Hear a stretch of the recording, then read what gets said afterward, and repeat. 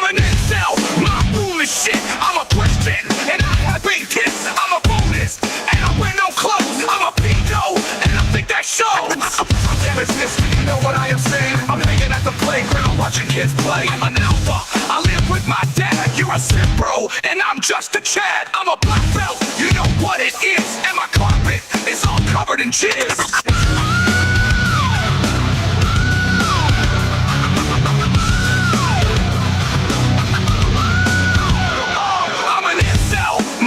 Shit, I'm a Christian, and I have big tits. I'm a Buddhist, and I wear no clothes. I'm a pedo, and I think that shows. I'm Jared Genesis. Do you know what I'm saying? I'm hanging at the playground, watching kids play. I'm an alpha, I live with my dad. You're a simp, bro, and I'm just a Chad. I'm a black belt, you know what it is. And my carpet is all covered in jizz.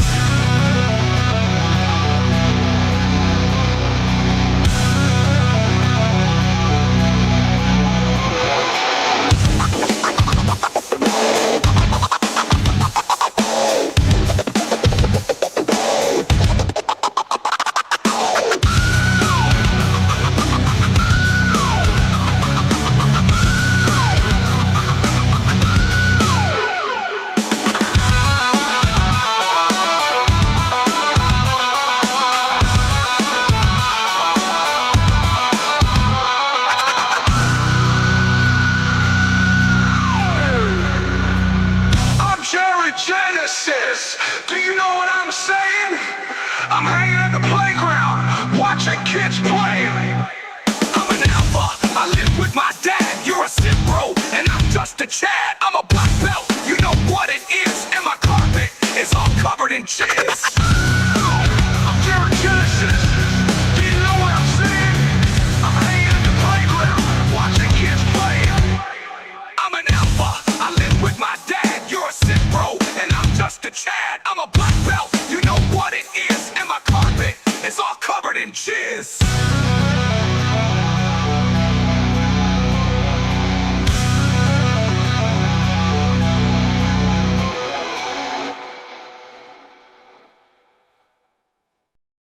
In the beginning, there was nothing.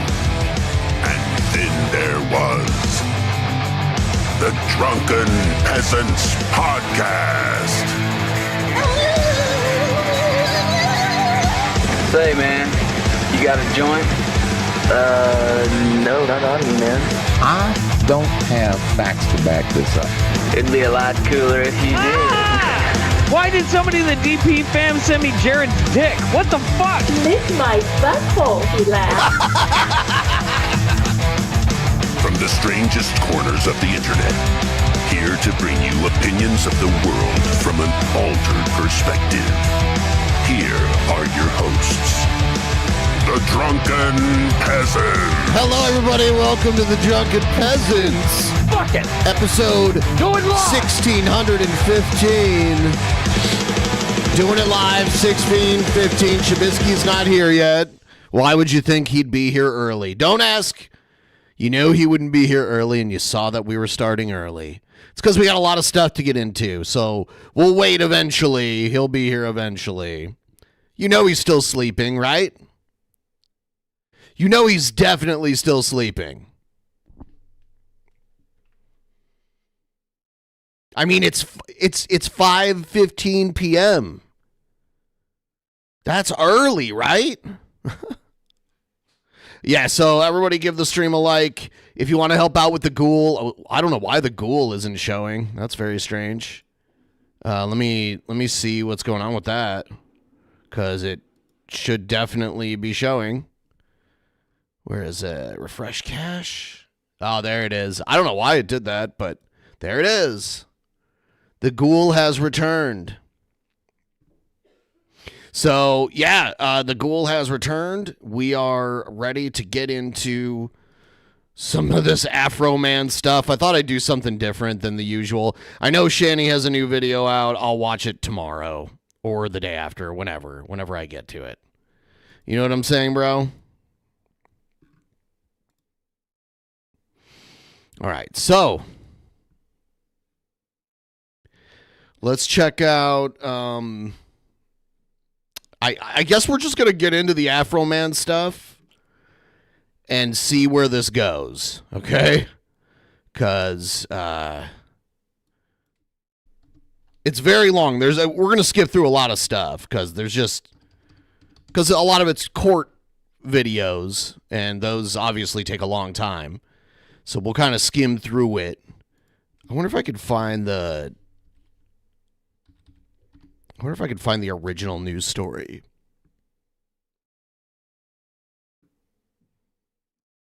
Yeah, let me see really quick here.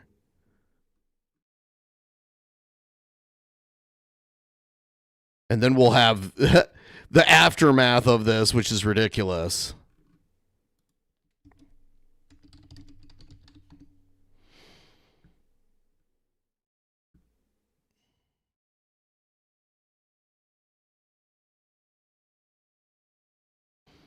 Where is it?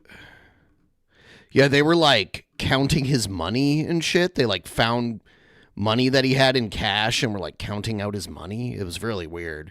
Cuz he lives in Ohio. I know he's not from there originally. I think he just decided to move there probably cuz it was cheap and he could get like a lot of property there.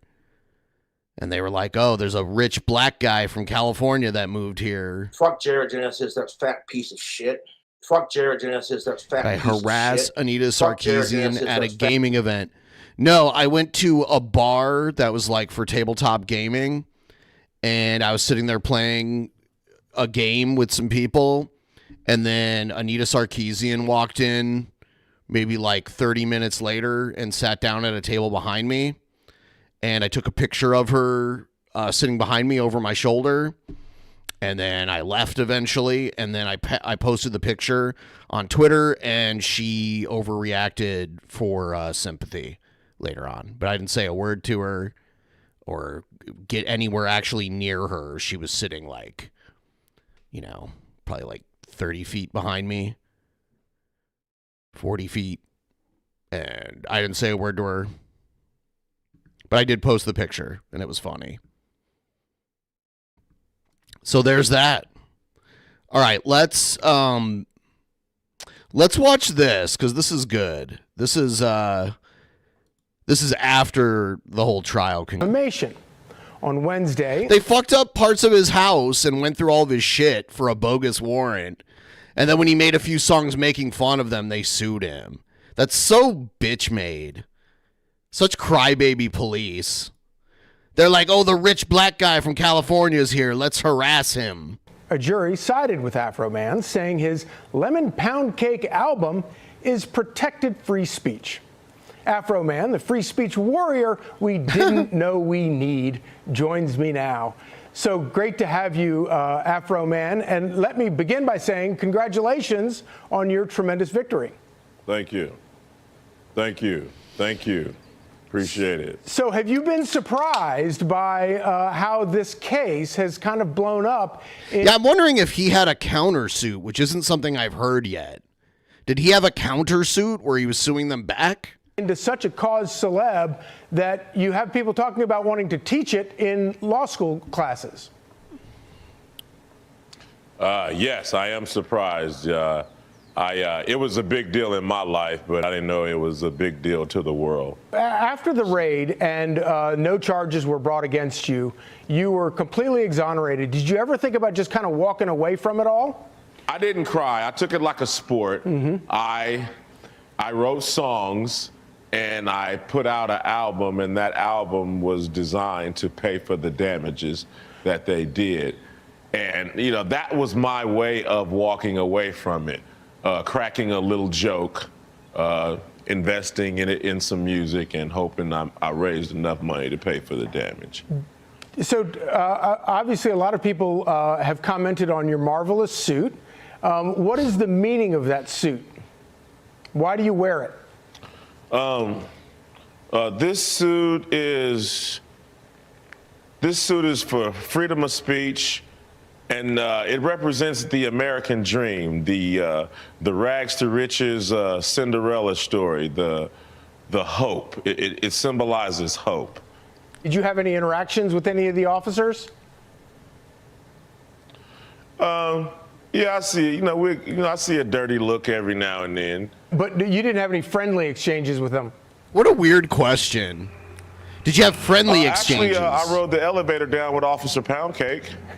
Officer Poundcake. Oh my God. And what did you all talk about? How slow the elevators was. And a couple other little jokes. We were civil for a couple of times. Nice. We were civil a couple of times. So when you got back to your house after the raid, was there pound cake left?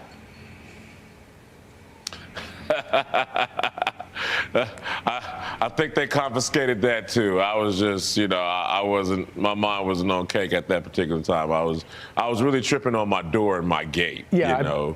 I really didn't like my door wide open and my gate all tore up. So. Yeah, I gather that. I was mad about that. So one last question for you. It's the 250th anniversary birthday of the United States of America.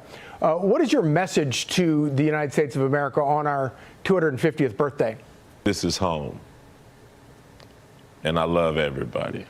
That's my message. Wow, such a positive message. And God bless freedom of speech and all that good stuff. What's going on? Afroman, thank you for joining us, and congratulations. Thank you. Yes, sir. All right. Thank you. Be sure to like and subscribe. I don't know who that Fox News host was. Not familiar with him. All right. Okay, I think these are the opening statements from Afroman's lawyer. Good morning, ladies and gentlemen. Yeah, right here. I'm going to reintroduce myself. My name is David Osborne, Jr. Wow, this audio is very bad. Represent Joseph Foreman. Does it get better? Weak speech protections contained within the First Amendment of the United States and the Ohio Constitution. It is about an that American sounds citizen's so right bad. to make, based upon an interview conducted with a confidential informant. Yeah, I don't know if I can watch this one. Let's see if the next one's better. Yep. My name is Mike Robinson. I'm a deputy sheriff with the Claremont County Sheriff's Office and been employed there for 35 years next month. And can you tell us your This is one of the police officers suing Afroman. current position and responsibilities with the Claremont County's Sheriff's Office? Sure. I'm assigned under the investigative section with the Claremont County Sheriff's Office. I'm an evidence technician. He's an evidence technician. Certified evidence technician through the Miami Valley Regional Crime Laboratory. I am a certified I'm going to object. He's testifying to stuff that was not contained in the report that was provided to us, nor anything about his background was provided. This is improper to ask this at this point. It was not disclosed. Yeah, you get him. You get him. His name and his purpose here were certainly disclosed. I'm simply giving background information so the jury knows who's talking to them. He can certainly be cross-examined by Mr. Osborne if Mr. Osborne finds anything that he wants to question. There's going to be some slow parts, but a lot of times there's some interesting questions. It was. It was provided upon request. It's contained in my motion and limited email response to it and everything. Yeah, I don't know if I've ever seen an attorney in present day with a beard like that. I've seen some ponytailed attorneys. CV attached to it. He is asking stuff that would paint this gentleman as an expert. Expert requires at least 28 days notice prior to trial. It was never disclosed 28 days before, so it does not meet that. Asking him his training and everything, which we were not disclosed of, puts us at a disadvantage because we had no ability to research it, and we would object to that or painting him as an expert. Yeah, after he fought in the Civil War, he became a lawyer. He's going to be testifying as a fact witness, Judge, as to the investigation he conducted into the alleged missing cash in this case. So the amended witness list is March 11. I don't remember the date of the first witness list. So, all right, let's get to the testimony. And you were talking about your certifications, I believe. Yes, I'm a certified evidence technician through the Miami Valley Regional Crime Laboratory. This is in southern Ohio. It is Southern Ohio and Northern Ohio are very different places. Southern Ohio is more like Kentucky. It's got more in common with Kentucky than Northern Ohio. So this is like, I looked at it on a map. It's the closest city is Cincinnati, but it's out in the boonies where this stuff happened. Certified CVSA examiners, computer voice stress analysis for the last 25 years. I'm also a certified Part 107 drone pilot through the FAA, where I head up our Claremont County Sheriff's Office drone unit and flight missions, operations. All right. Yeah. Not right on point, but it doesn't hurt. I'm also I'll conduct an investigation. I want to hear him talk about the lawsuit, not his qualifications. In particular? We know he's one of the police. Yes. Who was contacted by what I believe to be the former sheriff, Adams County Sheriff Kimmy Rogers, to conduct an investigation involving the alleged missing money. And can you explain to us what your investigation consisted of? What did you do?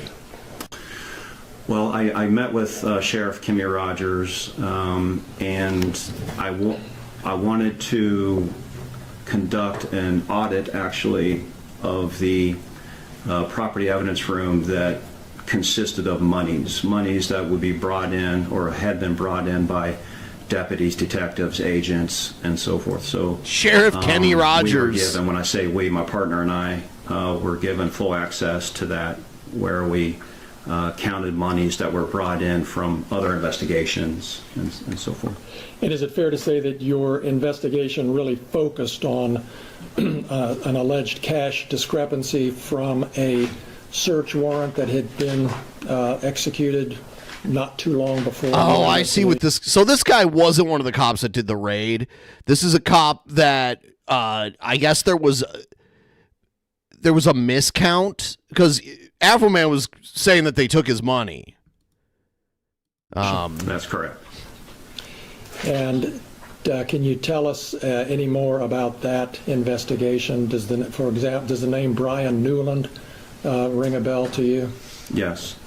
We were forwarded video footage, body cam footage of the search warrant that was conducted, and I focused attention to the body cam footage that involved the money count. And when I say money count, there were actually two money counts. There was, from the body cam video footage, there was money that was collected from one room of the home, and there was other monies that were collected from another, what appeared to be another room of the home. So you had a money count in this room that totaled a certain amount, and then that's what we... Yeah, this is all about the money that was taken. Mr. Foreman knew they were untrue. Does this one have shitty audio too? Oh, this is the opening statements here too. Their mics were jacked for this one. We'll go to this one. Would you introduce yourself to the jury, please? My name is Brian Newland.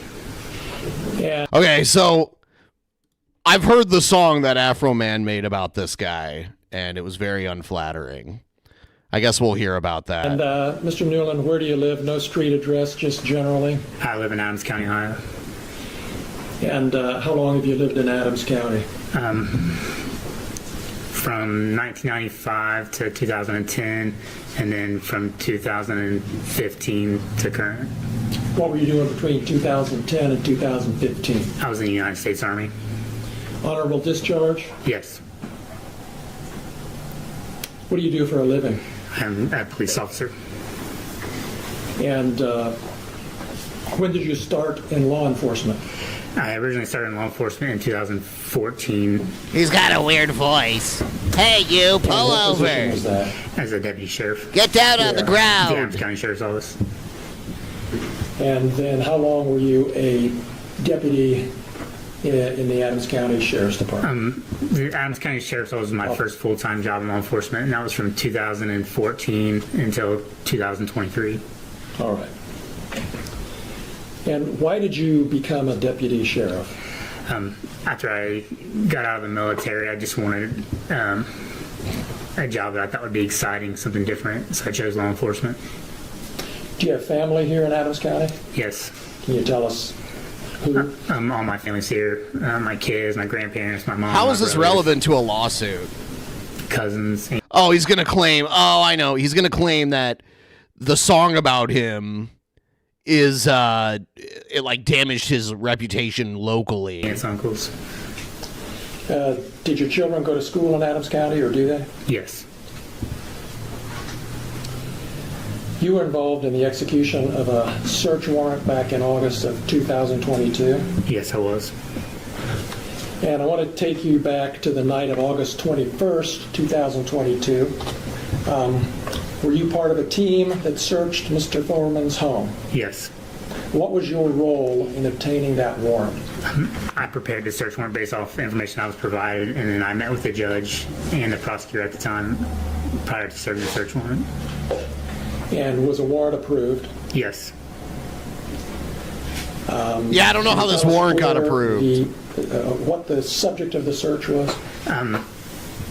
The property of the search. It was the residence of Mr. Foreman. I believe the address is 1699 Russellville Road. Okay, that's here at Adams County, correct? Yes. Now, were the other plaintiffs here in the courtroom, were they also deputy sheriffs or part-time deputy sheriffs that participated in that search? Yes, they were. And was Mr. Foreman at home during the search? No. Were Mr. Foreman's children present during the warrant execution? No. Was anyone present other than you and your fellow officers? At the time of arrival, no. Was anything seized or taken from Mr. Foreman's home? Yes, there was some money and a small amount of marijuana and some miscellaneous drug paraphernalia. Money, a small amount of marijuana, miscellaneous drug paraphernalia. Why was the cash taken? It's common with any type of drug seizure. We seize the money in cases proceeds from drug-related sales. That's such bullshit. Was the money potential evidence? Correct. What was your role in seizing this cash, Detective? I'm sorry. Well, maybe I got ahead of myself. Was cash located in the property? Yes. Do you remember how much approximately? Approximately $4,000. And did you play a role in taking that cash? Yes. What was your role? I was provided the cash, or provided the money that was located by another deputy. I counted out the money, put it in an evidence bag, and then at the end of the search, I transported it back to the sheriff's office. All right. Did you take any of the money? No. Did you ever take any money from the evidence bag? No. Did you ever take any of Mr. Foreman's money? No.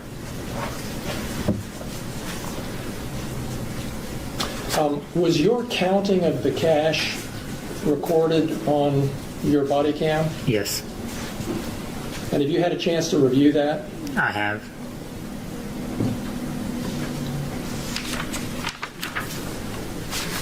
Has Mr. Foreman accused you of taking his money? Yes. Yes.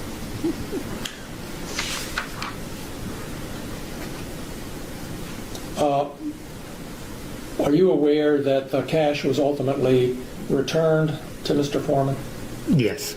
And can you tell us why that was? The prosecutor at the time decided that we're not going to pursue any current criminal charges, and the property was released back to him. Okay. Were you present when Mr. Foreman picked up the cash that had been seized? No.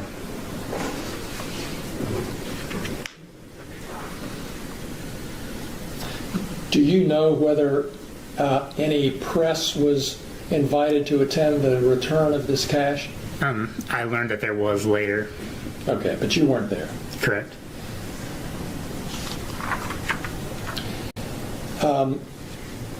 Can you tell us what happened when the money was returned to Mr. Foreman? Your Honor, I would object to that. He's already testified he wasn't there.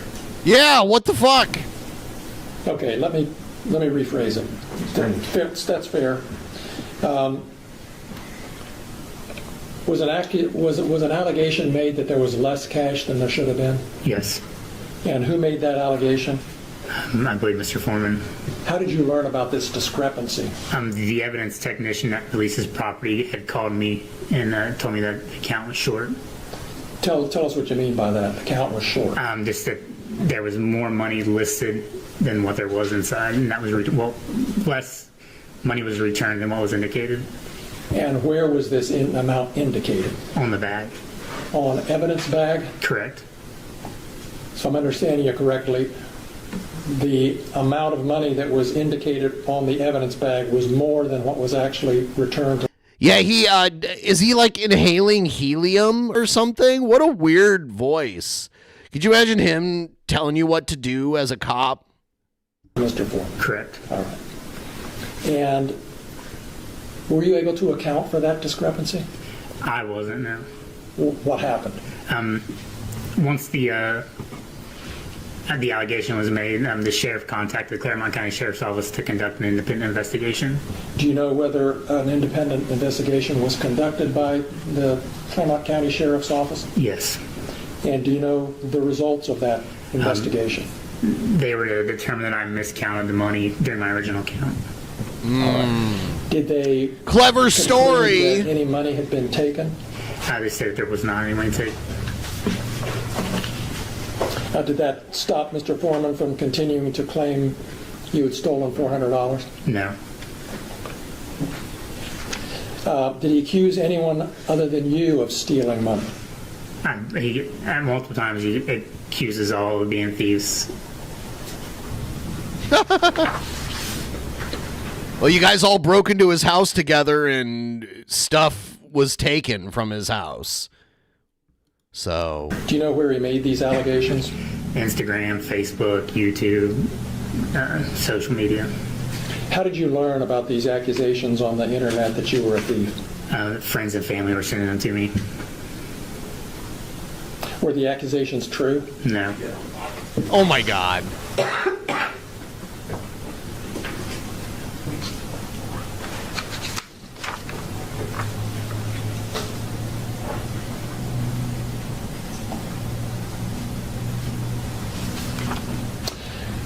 I think you said you've reviewed your body-worn camera from that night? Yes. And were you able to tell what happened? From what it appeared as if I began counting money, I stopped to reshuffle money that was in my hand and then began counting again after putting money down. And that was, at some point there was a discrepancy in the amount that there was and the amount that I counted.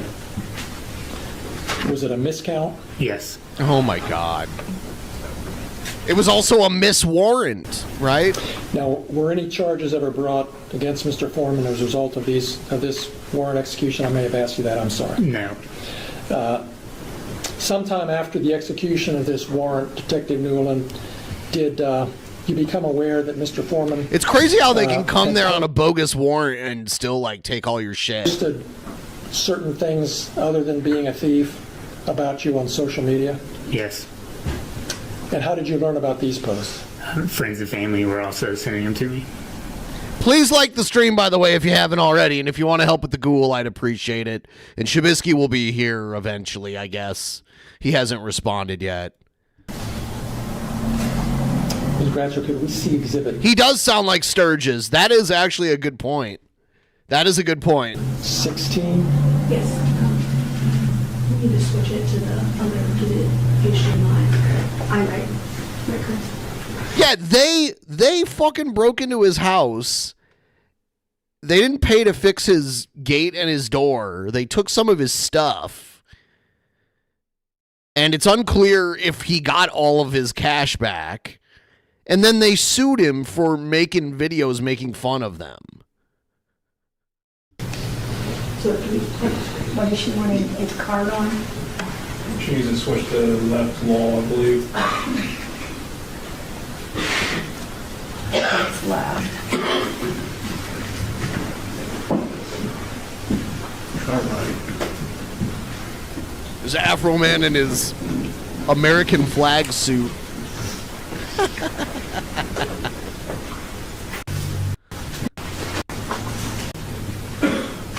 Look at this. This is one of his Afroman's posts. It says September 2nd, 2023. This is the uneducated, can't count PDF file police officer that stole my money. His name is baby making Brian, child molesting, new baby mama, newborn Newland. That's the whole name. Detective Brian Newland. I have a song coming out about him. The chorus goes like this. I pledge allegiance to the flag. Brian Newland is a flag. He used to play with little toys. Now he plays with little boys. And then he says, watch your little boys around Brian Newland. He's very bold. He will fondle little boys' test. Oh, my God. Right in front of you in broad daylight. This is a public service announcement. Stay safe. Wow. Wow.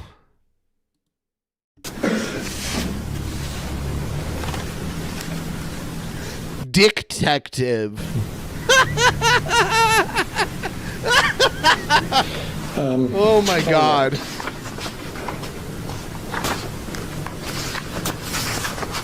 Detective Newland were showing Exhibit 16. Can you tell us damn it, man. What this is? It's one of the posts from Mr. Foreman that I was sent about me being a pedophile. And am I reading the date right? September 2nd, 2023? Yes.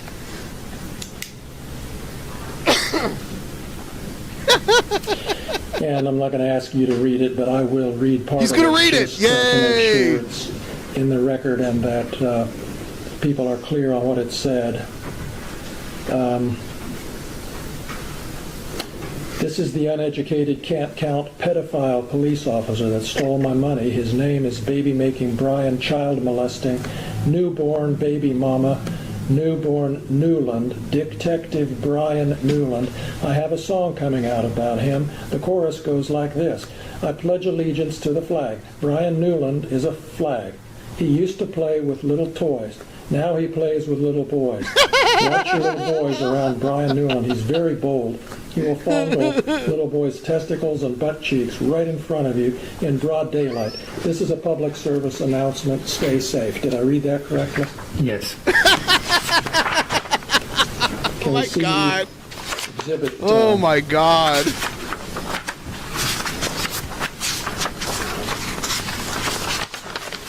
$17, please. Oh my God, here's another one. Oh my God. Oh my God. Oh. Can you just scroll down so we can see the whole thing for a second? All right.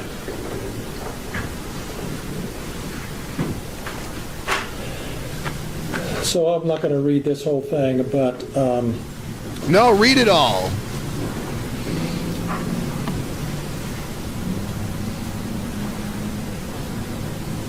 Did I read that correctly? It says, in part, if you pay me back the money you stole from me, I won't tell the world about your pedophile pilgrim family, you know, like your brother, that's named Will You Stop Sending Dick Pic Williams, a.k.a. William Newland.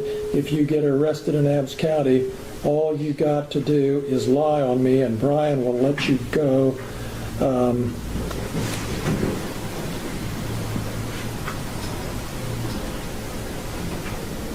And is that a picture of your brother beside your picture? Yes. And was your brother convicted of a misdemeanor? Yes. What was that? I don't recall what the charge was. Oh, sure you don't. Come on. Seriously?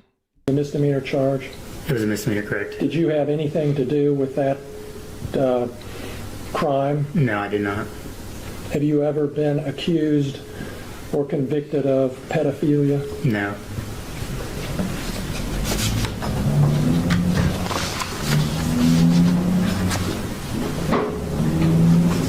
God, why are there really loud traffic sounds inside of a courtroom?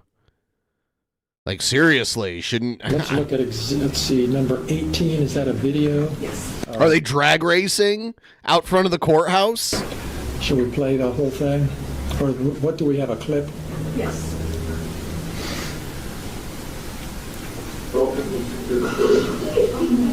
Yes. See the t-shirt?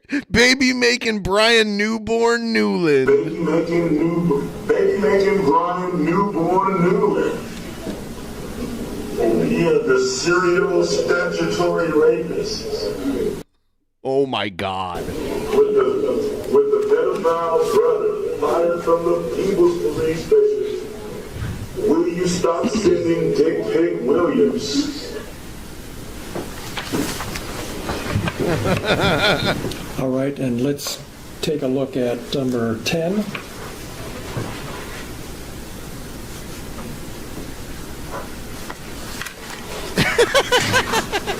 All of these fucking posts are insane. Is this a, Baby making Brian Newborn Newland couldn't make it in hip hop.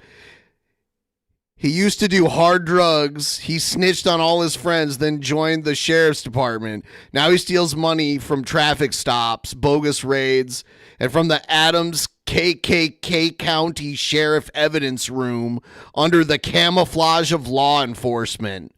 He can't write his own raps.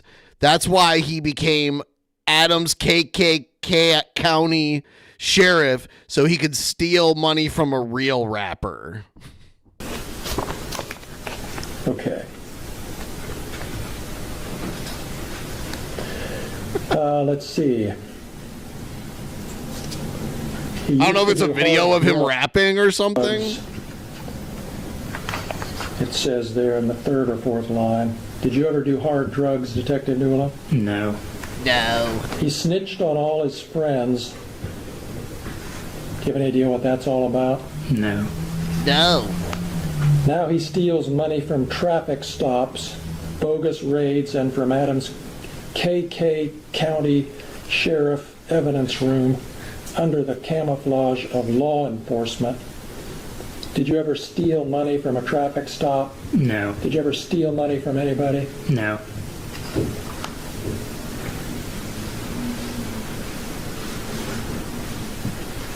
And down below it says, baby making Brian Newborn Newland t-shirts on sale. You see that? Yes. Let's look at Exhibit 15, please.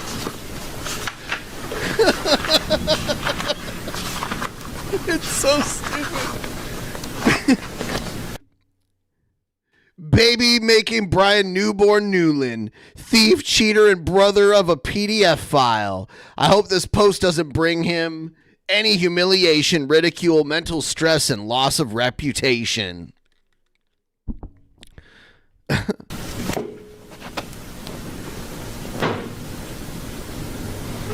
And can you tell, Detective, is this a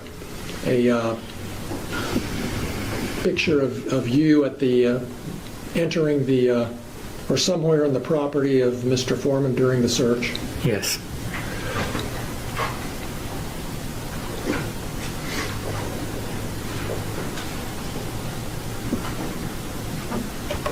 Yeah, just to remind everyone, he's not suing them. They're suing him because he made fun of them. And that's why this is getting so much attention now. Like, people way more popular than me on YouTube have been talking about this. So, yeah.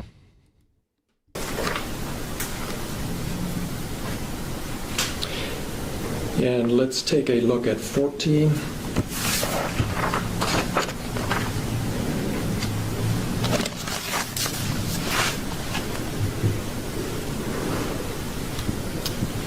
And do you know where this was taken? I guess you weren't there. It appears to be the inside of the interview room at the Adams County Sheriff's Office. Would that have been where his money was returned to him? Yes. And part of what it says is, when I went to get my money and we realized baby-making Brian Newborn Newland had stolen $400 out of the evidence money.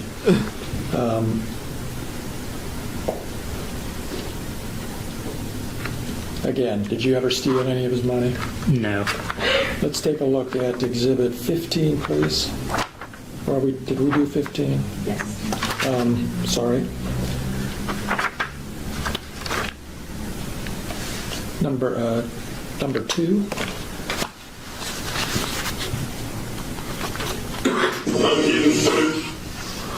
Oh, God. Telling the truth and the truth. Okay. Oh, sorry. Objection. Yes, Your Honor, I would have an objection to this video. Tell me what it is. Your Honor, this objection is video because this video, if I'm not mistaken, was published within the last 2 weeks. The law on this has changed. Ohio has actually passed what's called an anti-SLAPP law, which therefore extends immunity to things, actually, in a way, increasing a person's freedom of speech rights in Ohio. Thus, this evidence to be tried here would be tried under a completely different standard than when this case was started. That law doesn't apply to this case, Judge, or this evidence. Your Honor, it would apply clearly. He has no analysis other than say that I submitted a written brief to the court on this matter. I think that was submitted Sunday. So, I'll note the objection, overrule it, allow it to be played. Got your objection down. Thank you. Thank you, Judge. Okay, so they're going to Can you play it. expand it a little bit or not? I cannot. So we can see the sign? Okay. Detective Newland, can you see what that sign says? Yes. What is it? Could you read it for us? They stole my money. Okay. Go ahead and play it. They don't know how to make it full screen? Okay. She said she couldn't expand it, but I see the full screen button in the lower right. So she just doesn't know how to do it. Man, they need some better tech people working in these courtrooms. You take me to court when you stole my money and it's $400 short. You vandalized my property, and you filed a lawsuit properly. Oh yeah, he has all this footage of them being deposed too. I'm rapping. What? I can't talk about what happened. Videos I exposed my cause. So what does that say? Sorry. What did you read? Could you read what that said? Yeah, Brian Newland stole my money. Brian Newland stole my money. And that was just published in the last few days, as far as you know? Yes. Can we look at number 3, please? In suit for telling the truth and the truth, posting videos, selling my truth and my proof. Same basis? Same basis on it, yes. Thank you. Go ahead. And you take me to court when you stole my money and it's $400 short. You vandalized my property, and you filed a lawsuit properly. So I'm rapping. What? I can't talk about what happened. Videos I exposed my causes. And that was the same video, obviously. Does it tell where that was posted? It looks like this one is on YouTube. And the other one was Instagram? Yes. So 2 different platforms, same video? Yes.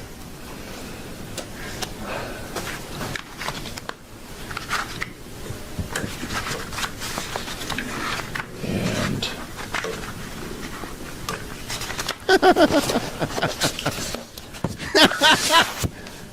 It's ridiculous, but I love it. Can we look at Exhibit 9, please?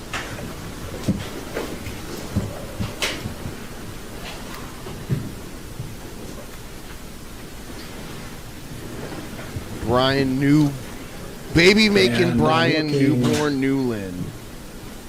Specifically, about halfway, a little more than halfway down, do you see, Detective, where it's posted, not only did he steal my money from my house, he stole money out of the evidence room at the Adams County Sheriff's Department away from my house, making the Adams County Sheriff's Department a new crime scene. I'll just stop there. Again, did you ever steal any money from his house or from the Sheriff's Department evidence room? No.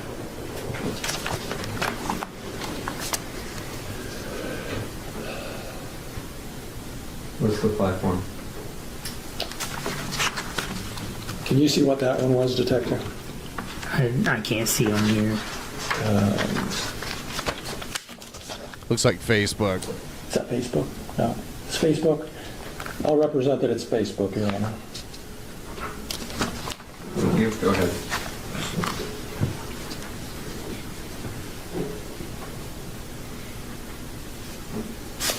So, and we can take that down or whatever. We don't need to keep it up. I don't care. But I'm done with the exhibits right now. Detective, I just want to ask you, the first one we saw with you holding, it looks like a child with a smiley face. Yeah.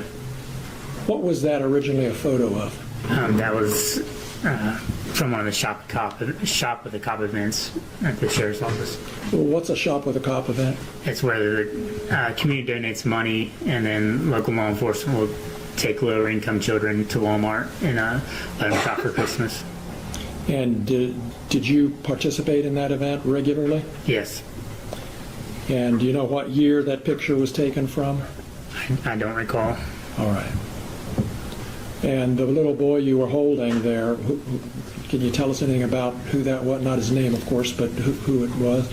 I was just a cool little boy that got picked for Shop the Cop and chose me to be his officer. Chose you to be what? His officer. And what did you do? Did you do something with him, shop with him, or what? We put him in the cruisers, turn the lights and sirens on, parade through town, and we go to Walmart and help him shop. And we come back to the fire department or wherever and help them get their toys ready or play or, and feed them pizza, stuff like that. And you did that more than 1 year? Yes. And that was a photo that Mr. Foreman or somebody on his behalf took and used in that pedophile posting? Oh my Yes. God. So, Detective,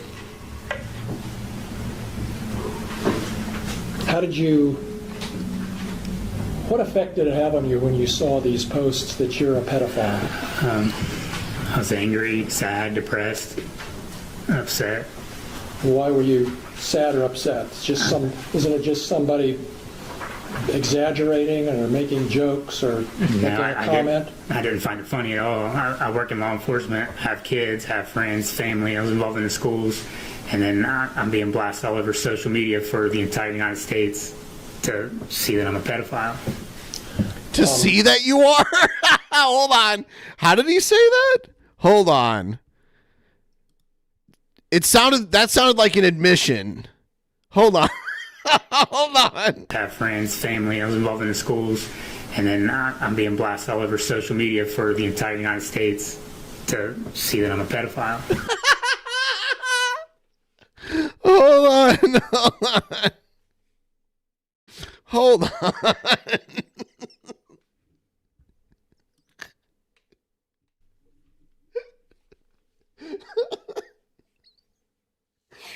Oh my God.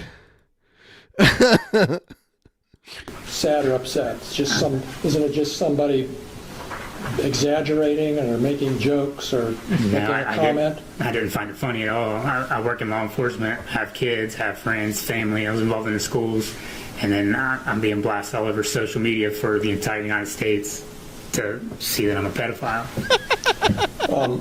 Did you ever... I'm sorry. Sometimes I just got to replay something a few times because it's ridiculous. Any evidence that other people were seeing these things other than the fact that it's on social media? But did anybody ever say anything or do anything to indicate they'd seen it?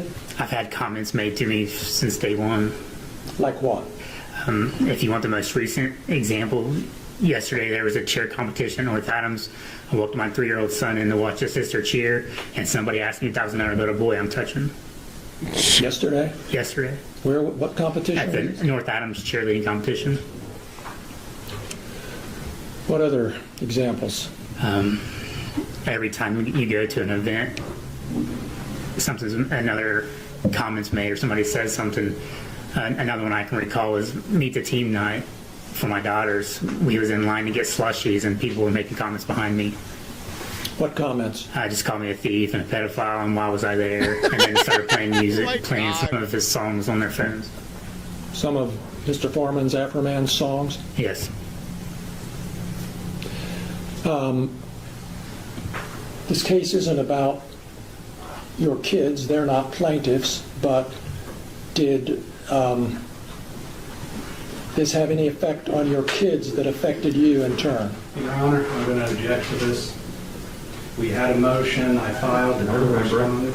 He knows better than to ask a question because I don't care about the kids because he didn't bring the kids in, so sustained. What other indications have you had, Detective, that people are seeing and responding to this accusation that you're a pedophile? Just what's been said to me. It's been shared, been sent to me. I've had people make comments at games, while in the store. It's just, there's so much stuff's happened, I don't even remember half of it.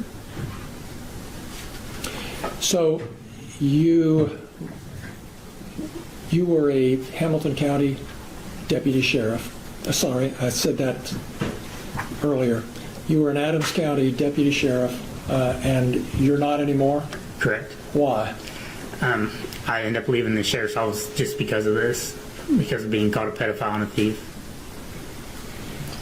Explain to us just a little more about why that was so upsetting that you actually left your job. Because the sheriff's office, so I'm from Adams County, is where all my family and friends are from. The sheriff's office was my dream job, my position. I was friends with everybody, and it was where I planned to stay. It's been my career. I dedicated a lot of time, over 10 years, to Adams County. You know, whether it was calling at 1 o'clock in the morning or working 14 hours, I dedicated a lot of my time to Adams County, and I loved working at the sheriff's office. But it just got to be so much. If you go to a call or take a phone call or you make a traffic stop, something said. You go to Walmart, something said. I stopped going to my kids' games for a little bit because every time I would show up, everybody would be looking at me or something would be said to me. Stupid one, I'm dumb pedogenesis. I'm the stupid they can one, party. I'm dumb pedogenesis. I'm the stupid one, I'm dumb pedogenesis. I'm the stupid one, I'm dumb pedogenesis. I'm the stupid one, I'm dumb pedogenesis. I'm the stupid one, I'm dumb pedogenesis. I'm pissed off because my bracket was just busted because fucking Gonzaga lost.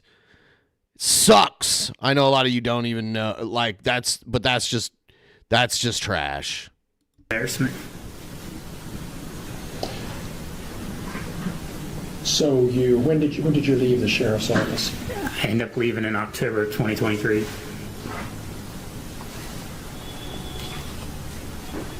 You have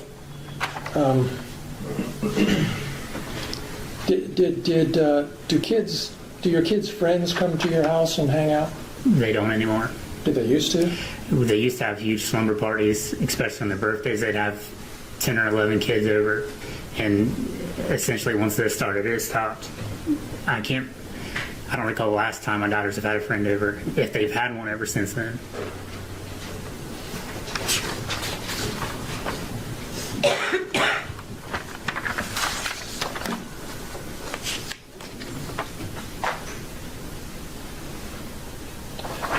Detective, did you ask Mr. Foreman to take down these posts?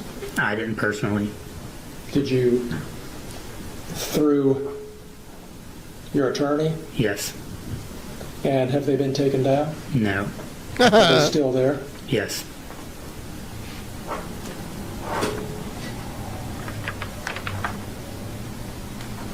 Those are all of my questions. Thank you. All right. Sean, for the sake of the record, we have to keep things straight because there is another plaintiff named Sean. Absolutely, right? Yes. So we got to do this one, Sean actually. Cooley. How's Sean spelled? S-H-A-W-N. Thank you. This is Officer Poundcake. And Mr. Cooley, are you currently employed? No, sir, I'm retired from the sheriff's office. When did you retire from the sheriff's office? I originally retired in 2014. The sheriff, then Kimmy Rogers, asked me to come back a couple times. So eventually I did, and I worked up until about 2 months ago. So up until 2 months ago, you were back as a deputy sheriff?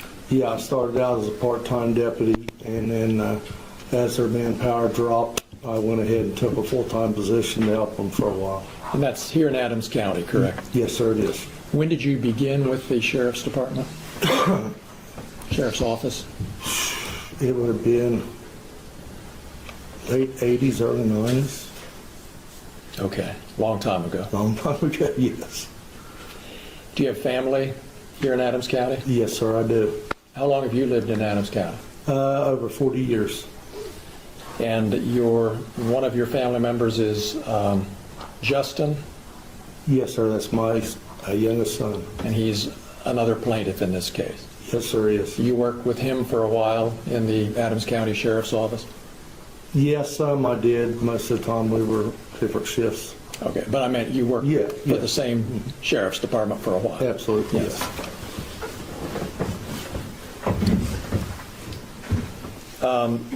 Are you married?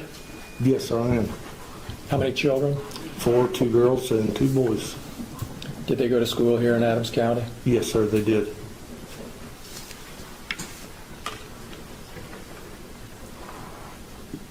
Ohio-tucky. That's where these people are.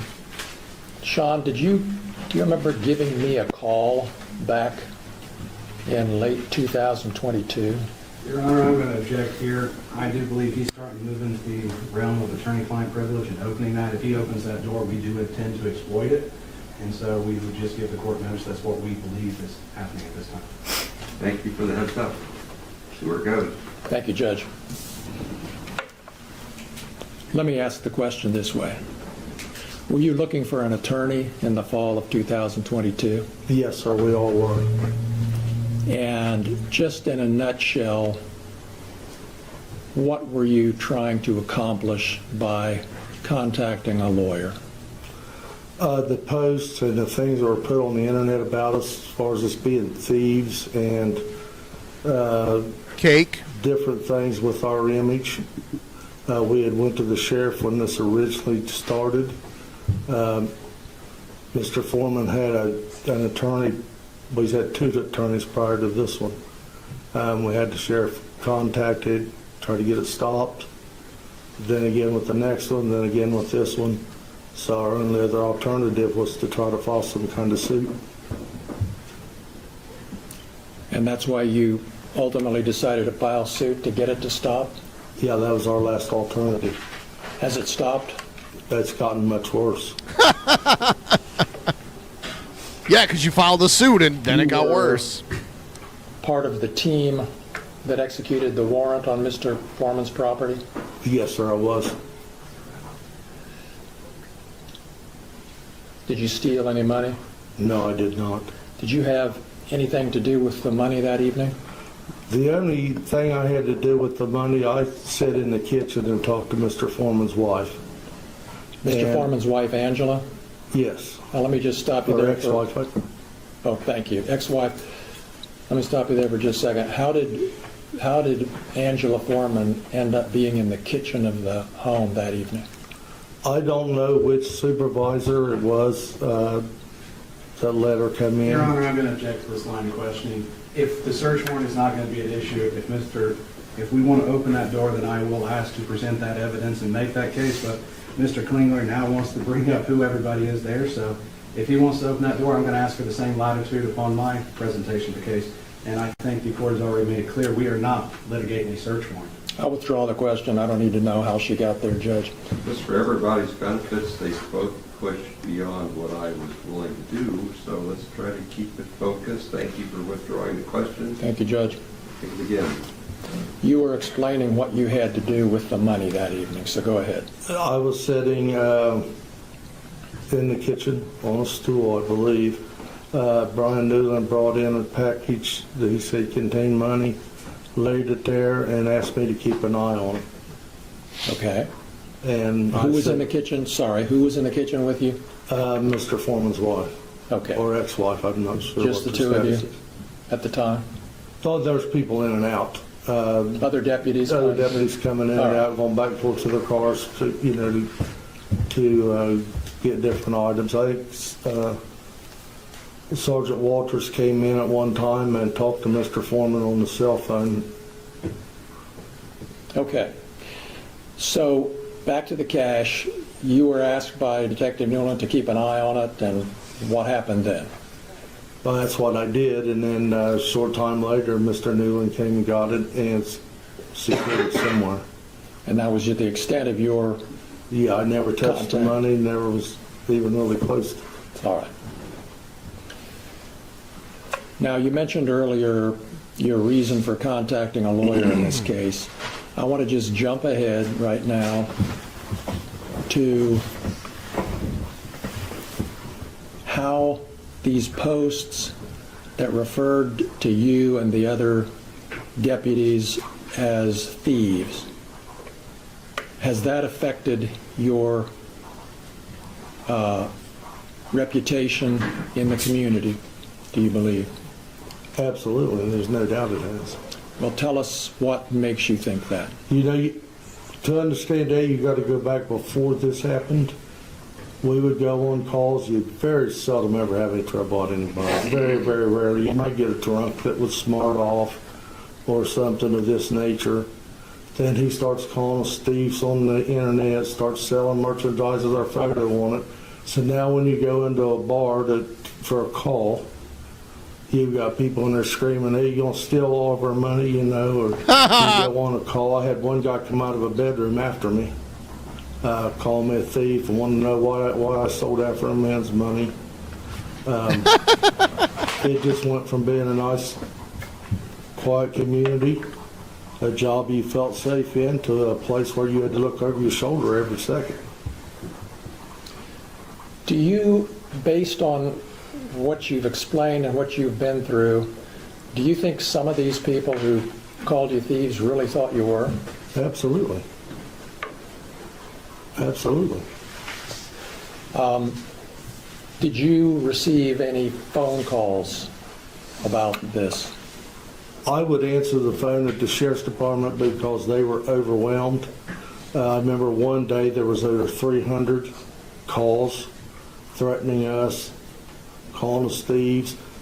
So we would have to go over and help dispatch because they were overwhelmed. There's only 2 dispatchers.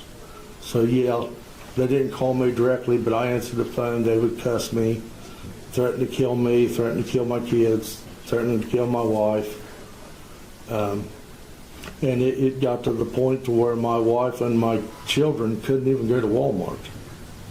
Oh no, that's like the village square where they live. My youngest daughter would hear the dogs bark at night and come in my room, wake me up terrified that somebody was there. Couldn't go to Walmart. Because even though they were young, they're still on Facebook. They still see this stuff. And it was just one after another after another.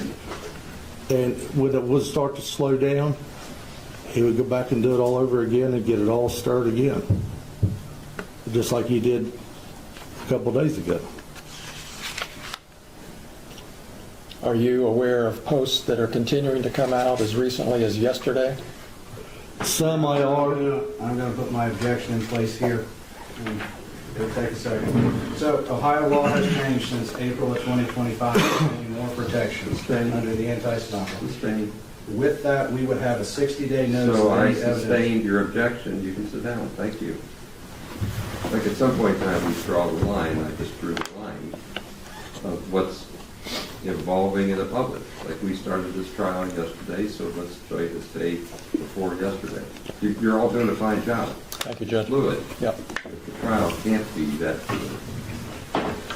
Stay.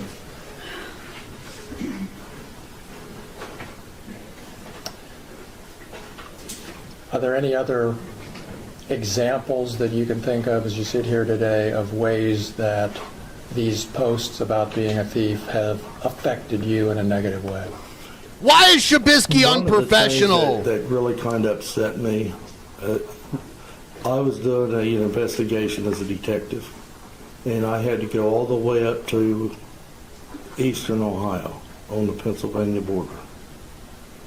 And when I walked into the deputy's room up there to talk to them, they all knew me, all knew that I'd been called a thief, lemon pound cake. You know, it's everywhere. Lemon pound cake. You can go anywhere, and if people recognize you, they start that stuff, whether they're being sarcastic or what. But And has your image, your face, been posted on some of these posts along with, or in the context of the thief accusation? Well, according to he has posted my image, yes, several times on the internet.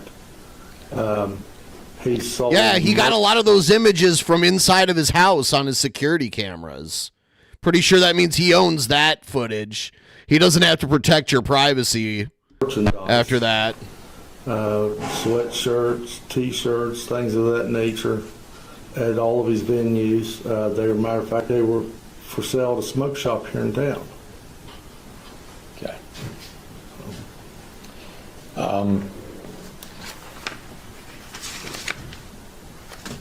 Those are all of my questions. Thank you. Thank you. Okay. All right. Here's the cross-examination from Afroman's lawyer.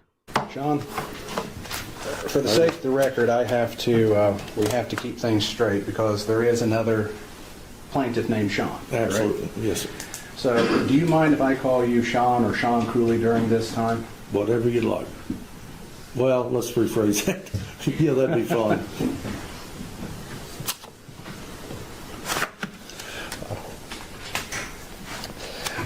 I like to pick right up Shabisky's getting pounded like a cake with this visit to the Pennsylvania border. You said they knew you as Lemon Pound Cake.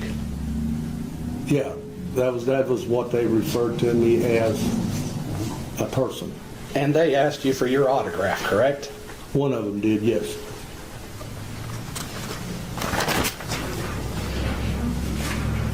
And so this guy, I don't think he got it as bad as the other guy did. Baby making Brian, well, whatever it was.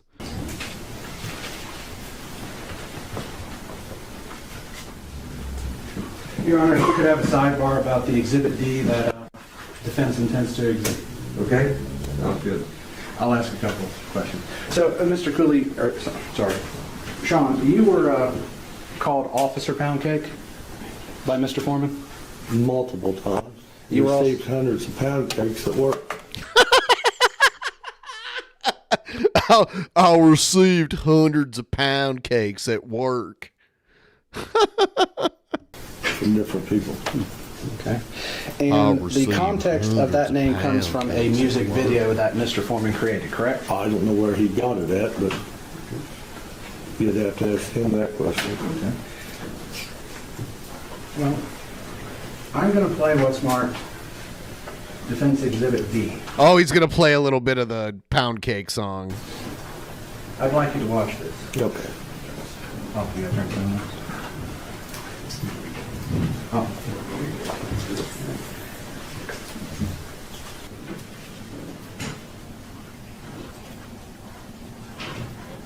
Stop it there.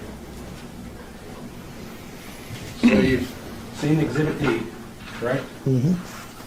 You would admit that's you with the glasses walking by at a lemon pound cake on the counter? Yes. And that is security footage from the search of Mr. Foreman's residence? I assume, yes.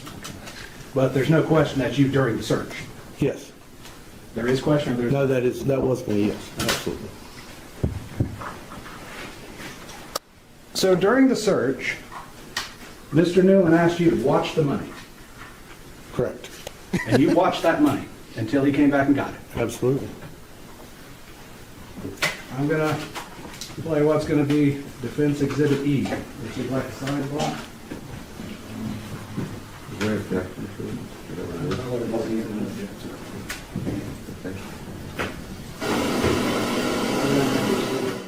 Oh, you didn't? No. But you were caught on body cam that time, right? What do you mean caught?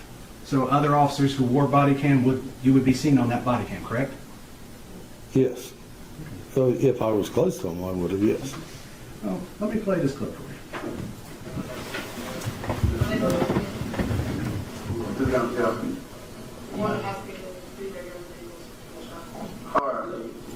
So, off to the extreme left of here, we just saw a gentleman. Was that you?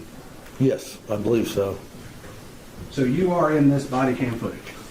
Could you run it back just a second and let me see? Let me start it over. Okay, that'd be fine. So, just for the sake of the record, we see two people in this video. Do you know who the lady is?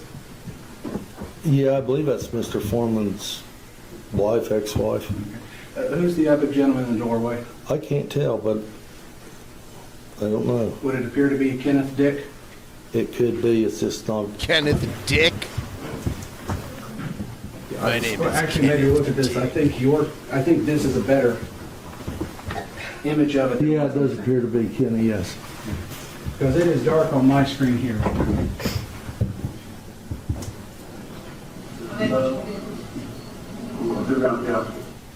Okay, so on the extreme left, we see a gentleman there.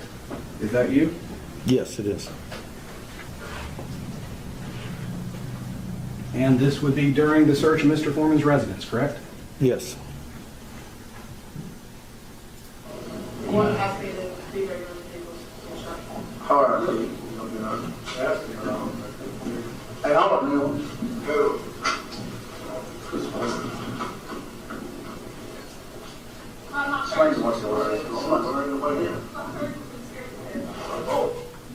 Let me rewind this a second. Looking at the table here in the bottom right-hand corner, is that the evidence bags with the money? Yes, sir, it is. Those were the evidence bags you were just testified to, that you watched the entire time for Mr. Newland? It's a evidence bag, yes. So it's not the money evidence bag? It is the money evidence bag, yes. Okay. And you're watching it right now, you're looking at it? Yes.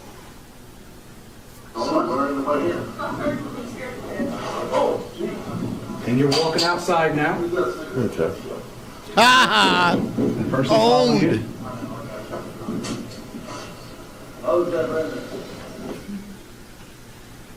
Sean, it would be a fair statement to say you didn't watch that money the entire time that Brian Newland left it in your possession, correct?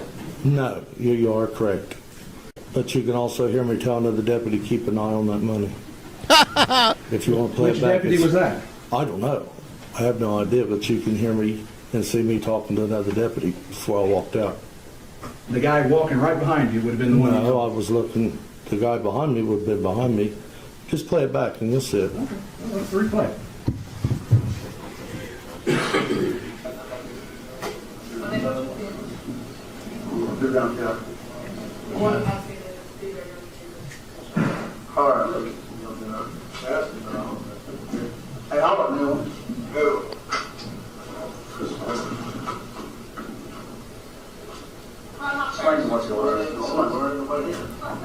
Right there.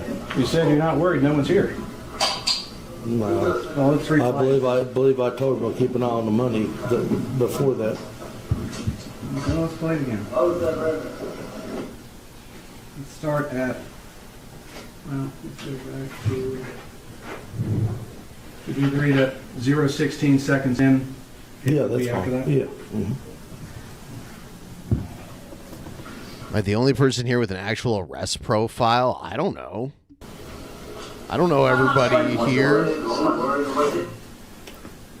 Did you hear it say, watch the money? No. Before it said, I'm not worried, there's no one in there. Yeah, that's what you said. That's why I said yes. Yes. So the person asked you about watching money. You said you weren't worried because no one was in the place. It does appear that way, yes. Okay. For the record, 35.27 to 36 minutes even. I got it. Oh, thank you. You're welcome.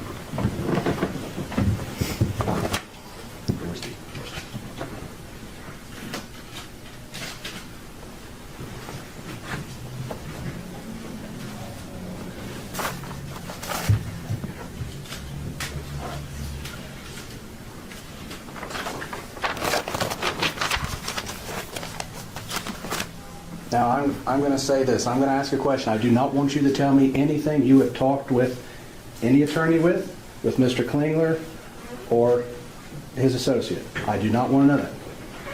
But I do want to know, you said you were looking for an attorney in the fall of 2023.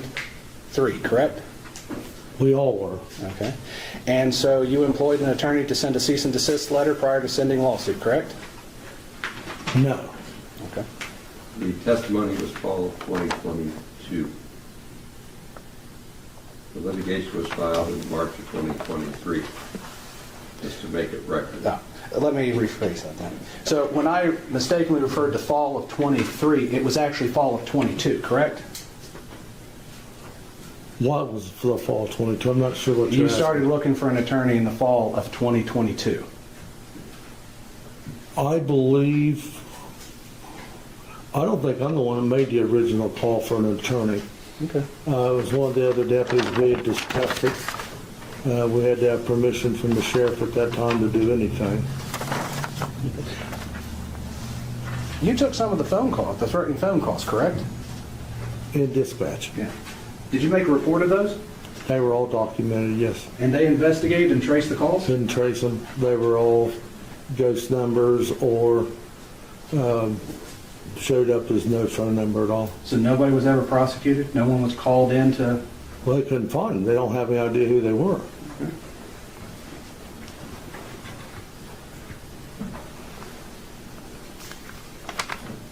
But you're not saying that was Mr. Foreman making the call, correct? I don't know whether he did or not. Okay. His rhetoric led up to it.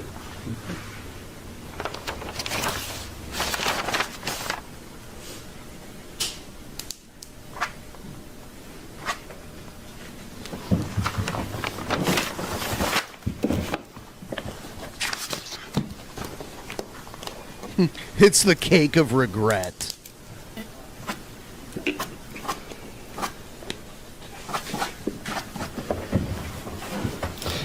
People,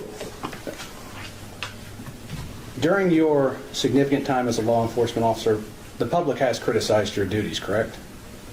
Yeah, some, yes. You've been called a lot of derogatory names?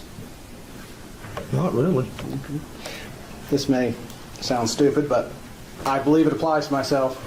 We're not the thinnest people in the world, are we? I'm going to call you fat, but okay. I was calling myself fat. But you would agree that we're not thin people? Absolutely.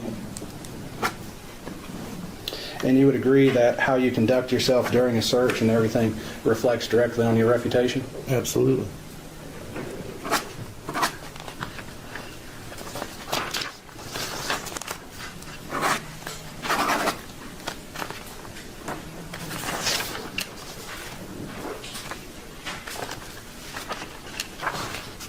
You don't believe everything you read on the internet, do you? No. You actually probably don't believe everything you read in the newspaper, do you? No. You would agree that Exhibit D that I played, the song Lemon Pound Cake, is a music video for entertainment? There again, he made accusations that I smoke weed on there, which I don't. So that was a lie as well. So you are suing based upon him saying you smoked weed in a song? No, I'm just saying that so that statement is not part of this lawsuit. He's done. Let's let him finish. Okay. I say that goes along with some of the other rhetoric that he's told about us, lies he's told about us. Okay. Could that be exaggeration to make the song funny? I don't think it's funny. I don't think it's funny. Would a reasonable person listening to that believe that Mr. Foreman is stating facts? You don't know what somebody's thinking. You wouldn't think we'd get 300 calls a day threatening to kill us. Somebody's buying into it.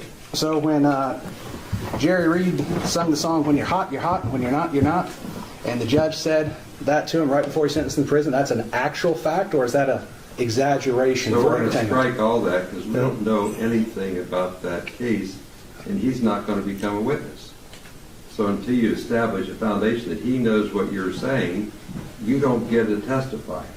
So set it up right, I'll let you do it. Mr. Cooley, what is your favorite genre of music? 60s. Give me an example of a song. Free Bird, American Pie. Let's take American Pie. Leonard Skinner. Is the song American Pie, you've listened to it, correct? Multiple times, yes. Is it literally about a pie? No. It's more about something else. Yes. It's for entertainment. Yes. And you were entertained by it. I like the lyrics, yes. And you don't, in that song, American Pie, do you believe that was fact? That what was fact? What was said in that song? Does he know what song No. he's...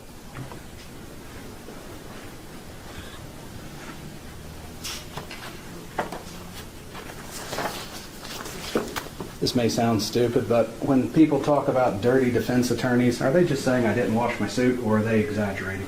I don't know what's on their mind. It would probably be an opinion, though. There again, I don't know. Maybe they know something on you. Like I didn't take a shower that day? Yeah, that or you've done something you shouldn't be doing. Oh. So when a person yells crooked cops, they may be just referring to cops in general doing bad things? It could be. Okay. Expressing their opinions about what they think? They could be, yes. Okay.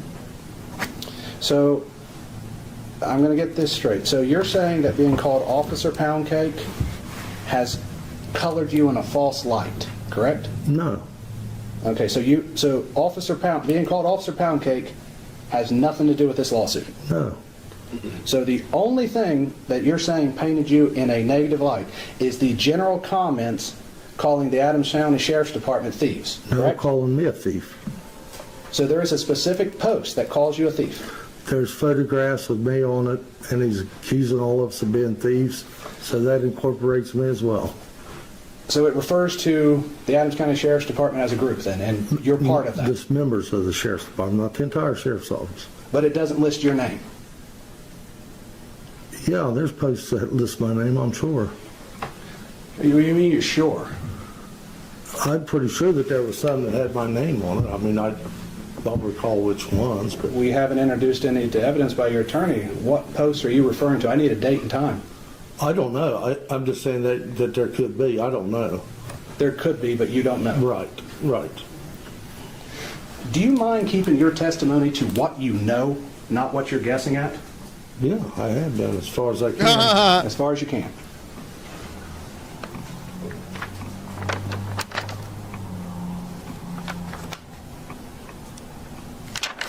This guy probably shouldn't even have joined the lawsuit. Like, the stuff said about him wasn't as bad as a lot of the other stuff.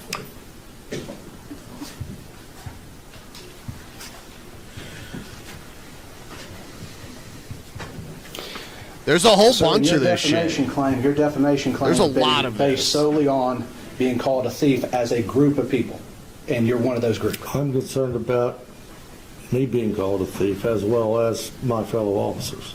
They get their chance. Let's talk about you. Right. Okay. But that's the sole basis of your defamation claim? Being called a thief? Yes. That's the majority of it, yes. Okay.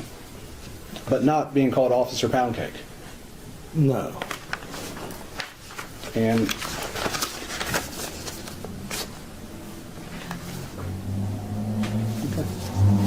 may I have a second?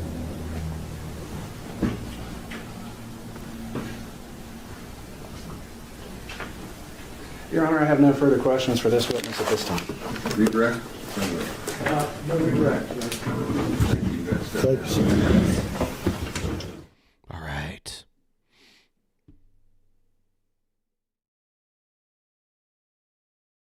Thank you, Judge. Would you introduce yourself? This to the jury, guy. please. I'm Randy Walters. And Mr. Walters, how are you currently employed? I am a sergeant with the Adams County Sheriff's Office. How long have you been a sergeant? I'm not for sure the date that I was promoted to sergeant. I've been with the Sheriff's Office since 2010, I think it was. Since 2010? Yes, How long have you lived in Adams County? my entire life. You went to school here? Yes, Do you have family here? yes I do. You have a wife and children? I have a wife, 4 daughters, and 2 little boys, or 2 sons. So 6 kids altogether. Yes. Are all of those your own kids? We are a little bit of a mixed bag. I have 3 biological kids and 3 children that I adopted through foster care, yes. What are the ages of your children? My little boy, who's biological, is 10 years old. My next daughter is 14 years old, who is adopted, and I have a 17-year-old that's adopted, an 18-year-old that's adopted. My 22-year-old son is biologically mine, and my oldest daughter, who's 26, is mine. They're all mine, but biological and otherwise. Yeah. And I've had the girls since my 14-year-old was about 2 months old. And this will become relevant, I think, just a little later, but I'm going to ask you about the race of your adopted kids. So 2 of my adopted daughters are biracial Hispanic, and my youngest adopted daughter is biracial African American. And your youngest is the 14-year-old? Now she's 14, yes. And in the fall of 2022, she would have been around 11, I think. Around 11 or so?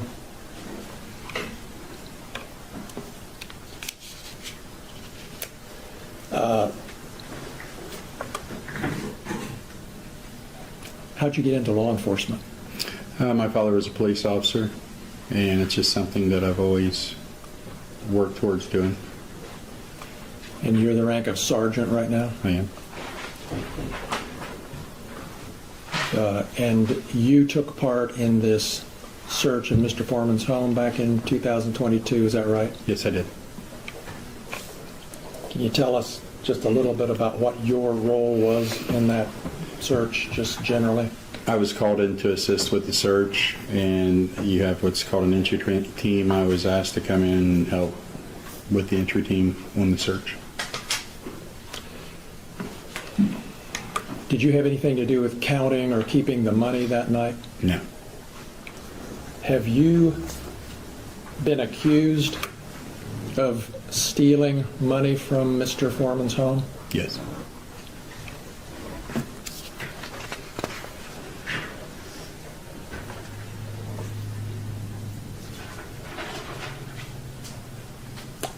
Can we look at Exhibit 27, please?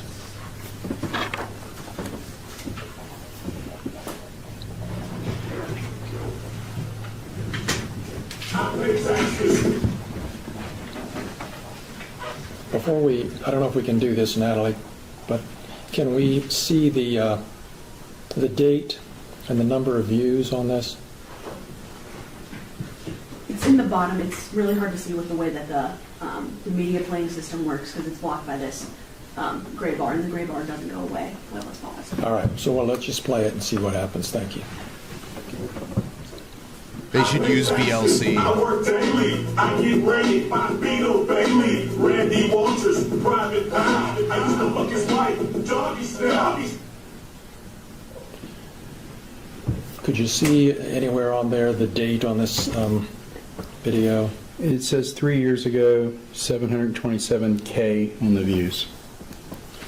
So it says 3 years ago. That would have been sometime in 2023, I guess. And did Your you? Honor, I'm going to ask, is there a specific date and time on this? This one, just with the way that it played on YouTube, it doesn't show the specific date, but I can represent that it was the 23rd of October 2022. I would object to you representing Your Honor. Okay. So we don't know the exact date from this image of when it was done? From this image, no. Okay. 2023. 3 years ago, and did you say 727,000 views? Yes. All right. Now, we have 3 other exhibits that show the same clip on different platforms and dates. Is that right, Natalie? I'm just trying to figure out the most efficient way to do this. Can you bring up Exhibit 28 and just show us the first slide? I work daily. I get ready. My Beetle Bailey. Randy Walters. Private Pound. I used to look his wife. Doggy style. All right. Now, do we know when that one was posted? Can we see that? I cannot make out when that one was posted. No. Can you tell what platform that was posted on? It's on YouTube, and it seems like 974,000 views. All right. And is there any indication of a date that you can see? Not with the words it's covering it up, no. We'll have to figure out how to do that because it ought to be doable. Well, yeah. All right. Can we go? October 4th, 2022. You find it? Yeah, when it was it says down below it, October 24th, 2022. October 4th? Or whatever she did, it took the line down and you can actually see it. It doesn't go away while the video is paused. It has to be playing for the boss. You have to play the whole thing again, so let's don't do that. Well, it didn't go away this time. Let's see if it'll go. There we go. October 4th, 2022, 512, 574. Thank you. October 4th, 2022. We've got a date on that. Let's go to Exhibit 29.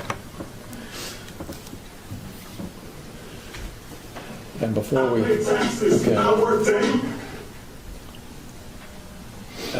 Do we know what... Can you tell what platform this is? It says Instagram. Instagram, and can we find a date? I couldn't even tell you where to find one on Instagram on that. All right. So, well, October 4th, 2022. It says right here. All right. So, Your Honor, he says right here, could they please indicate where that is in this? Yeah, you'll see a logo on the bottom corner. It says Afroman with a symbol in the middle of it. If you look just to the side of that, it says October 4th, 2022 with a heart with 1.1K and messages is 71. That's comments, but yeah. Okay. I cannot read that from you. Next question. Go ahead. we got the date on that one. Let's go to Exhibit 30, please.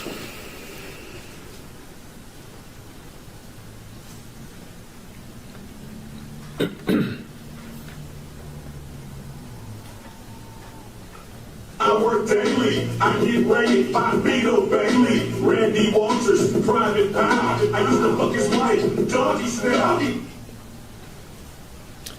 Do we know the platform on that one, Mr. Walters? Is this the same video right here? It's still up because it's Instagram. Yes, same one that's still up. Instagram. Yes. Instagram, and can you see a date? September 25th, I believe, of 2022. All right, thank you.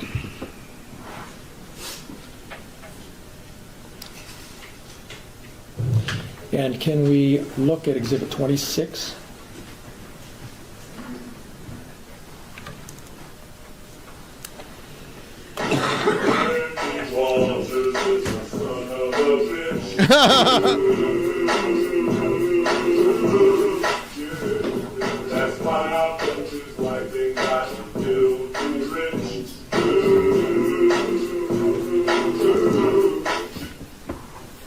All right.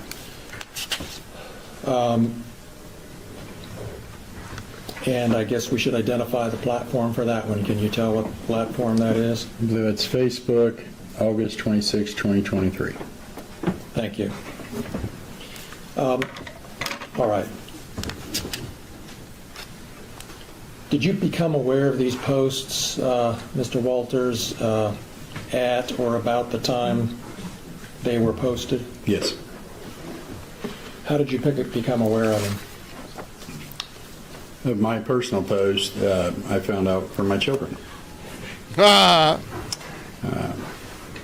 When my daughter came home and advised me that she was getting messed with at school because apparently her mom is having sex with Afroman, and since she's biracial, it must be her daddy, along with being a thief. Oh my God. Jesus Christ. How did that affect you? It's horrible. It's hard when your job that you're doing affects your family, which affects you. When you have a kid come home crying that's already been through a life, and now they're getting hazed and harassed because somebody thinks it's funny. Somebody knows it's not true. Been with my wife for 28 years. She didn't have an affair with Mr. Foreman.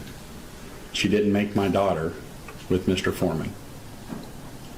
But now my family has to be harmed because of straight up 100% lies. Where in the world is it okay to make something up for fun that's damaging to others when you know for sure it's an absolute lie?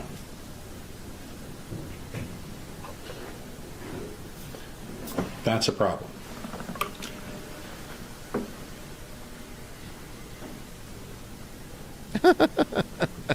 Warts! Some of He's these got a posts shanty that wart. we've seen call you a thief. Yes. Did that affect you or your job in any way? Yes. We as we've already heard, we can't go to calls, not figuratively every call, but the frequency of it, like people automatically, you're stealing Mr. Foreman's money. You illegally raided him. You've done all these things. You know, your wife's having sex with him. Is that why you stole his money? Never touched his money. It's been proven. He knows. Did somebody say that to you? Yes. You can't make these simple street arrests with people that are mouthy. I get that. But now there's just fuel to the rage. And then the fact that at the time I worked night shift, Adams County is a rural county. You do your work in your car a lot of the time. You do your paperwork in your car. Well, try to find someplace safe to sit when you're literally getting death threats because of lies. You're absolutely in fear for your safety to begin with as a police officer. But now intensify that because somebody is lying about a situation that they know the facts of.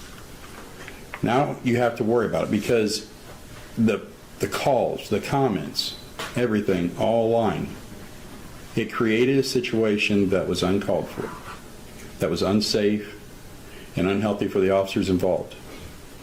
The problem I have is the respect for my family wasn't near the respect. This has gone to beyond a narrative. If Mr. Foreman could ask a question. Thank you. It's responsive. Overruled. Go ahead.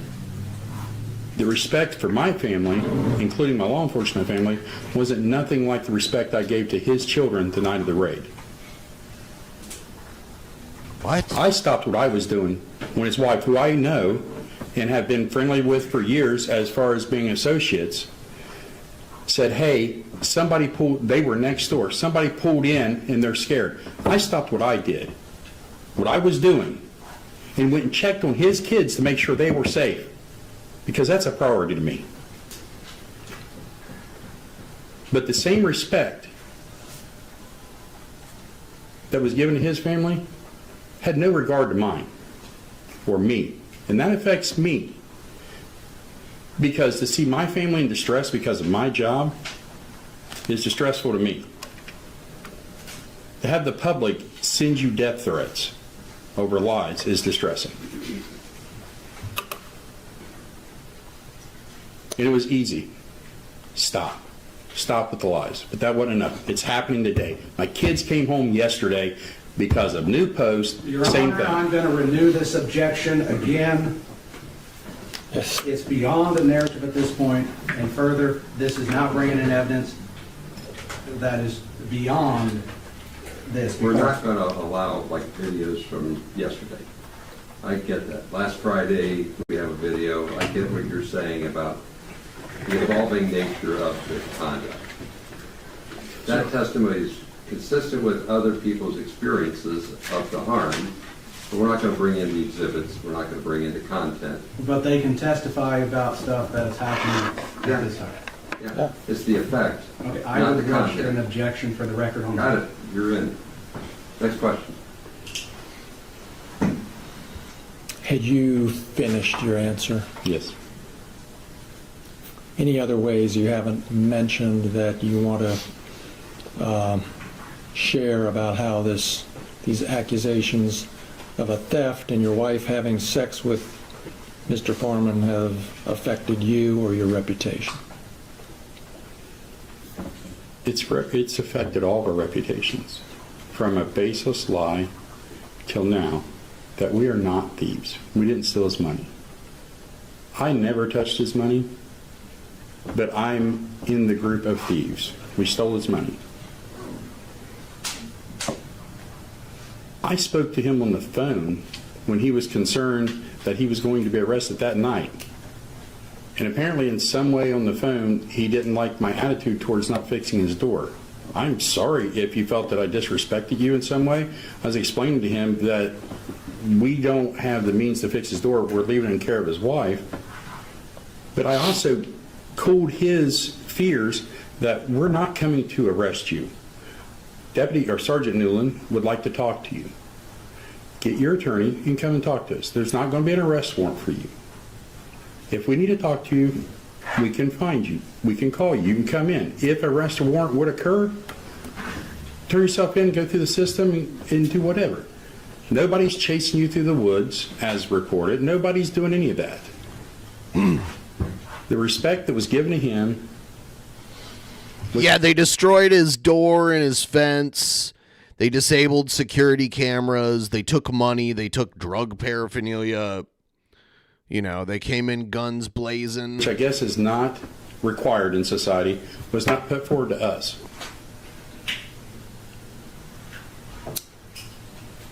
Those are all my questions. Thank you. Cross-examination. Oh, here we go. This is the good part of this guy's testimony. For the record, you stated previously your name was Randy Walters. Randolph Lee Walters Jr. Okay. I go And by so Randy. you go by Randy. Yes. Do you mind if I call you Yes, Randy? it's perfectly fine, sir.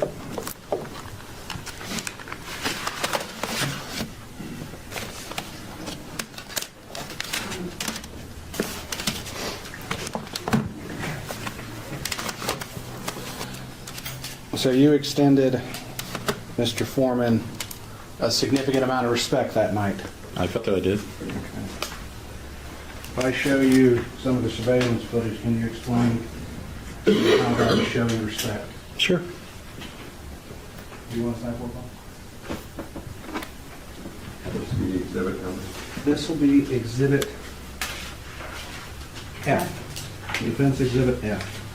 This will be an excerpt of the security camera footage of Mr. Foreman for the kitchen of his home. From the time in question of August 21st, 2022. Make sure we get the counter time so we know what the court of appeals would know what the jury saw. Pardon me, I'm sorry. Make sure we get the counter time so the court of appeals knows what the jury saw.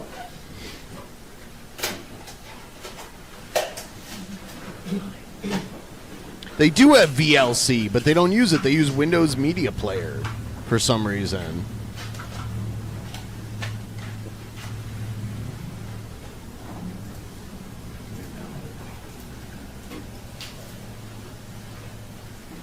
So I'll ask a couple questions while I wait for this gentleman.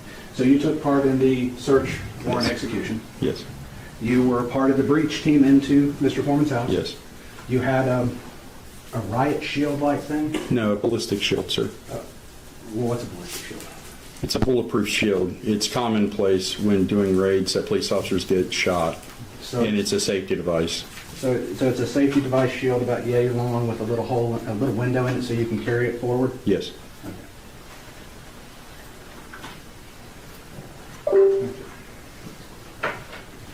So, do you see what has been marked Defense Exhibit F? Yes, I see something on the screen. Okay, so on that screen, does that appear to be the kitchen of Mr. Foreman's residence? Yes. And you would agree that that gentleman there with the firearm is Mr. Brian Newland? Yes. And so this would be the beginning after breaching the door? From this, Baby I can tell what part of the Brian country it was. Newborn Newman. Okay, so this would be starting the security camera footage of 8/21/2022, starting at 8:13 and 4 seconds p.m.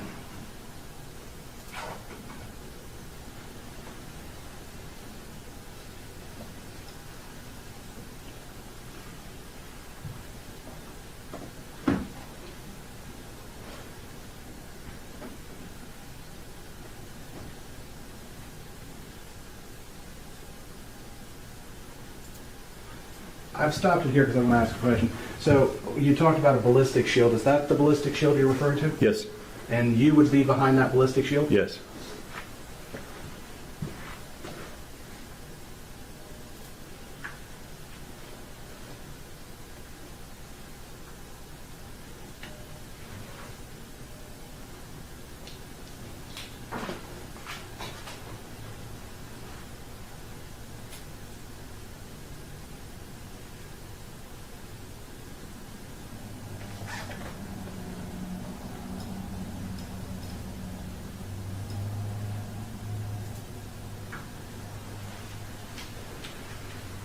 So, putting this image in perspective, you're behind the riot shield. Yes. Officer Sean Cooley's behind you. Brian Newland's in front of you. And Sean Grooms is going forward with the assault rifle. Mm-hmm. And you're flipping off the security camera. No. That's not your middle finger. No, do you know how to use a ballistic shield, or do you like me to tell you? Let's watch it.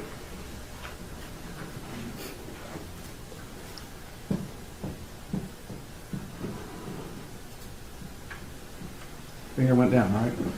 There's a light activation on that shield. It's 35 pounds. The finger went down, correct? If you think I was flipping him off, you can think that that's not what it was. Okay. It did There's look a like he light was flipping off the activation camera. to handle the shield.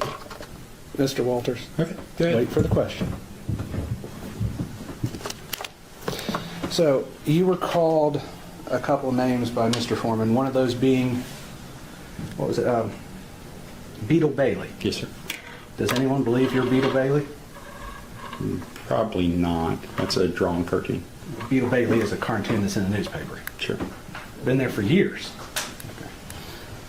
So that would be an exaggeration. Okay. And when they call you a son of a bitch, that would be an opinion? I'd assume that would be an opinion. Okay. Because there's no way we can prove whether you're a son of a bitch or not. Nah, she's been dead for years. I'm sorry. I am sorry about your mother on that. I am. But you would agree, though, that when someone calls someone a son of a bitch, it's not necessarily a statement of fact. It's more a statement of opinion or a description of a person. Sure. Okay. The same thing with being called, I think it's Gomer Pyle. Yes. Gomer No one Pyle. would think you're Gomer Pyle from the movie? Obviously, that's a character in a movie. Yeah. But you're not that person. No.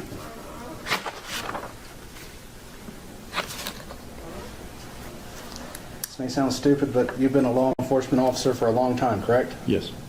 You've been called many Yeah, derogatory Private names, Pyle, correct? not Gomer Pyle. You've been Gomer called a son Pyle of was a bitch different before, correct? character. Not published, but yes. Okay. You've been called other things even worse, correct? I'm sure over the years I've been called many things. Would it be fair to say that during those years people probably said bad things about you and your family also?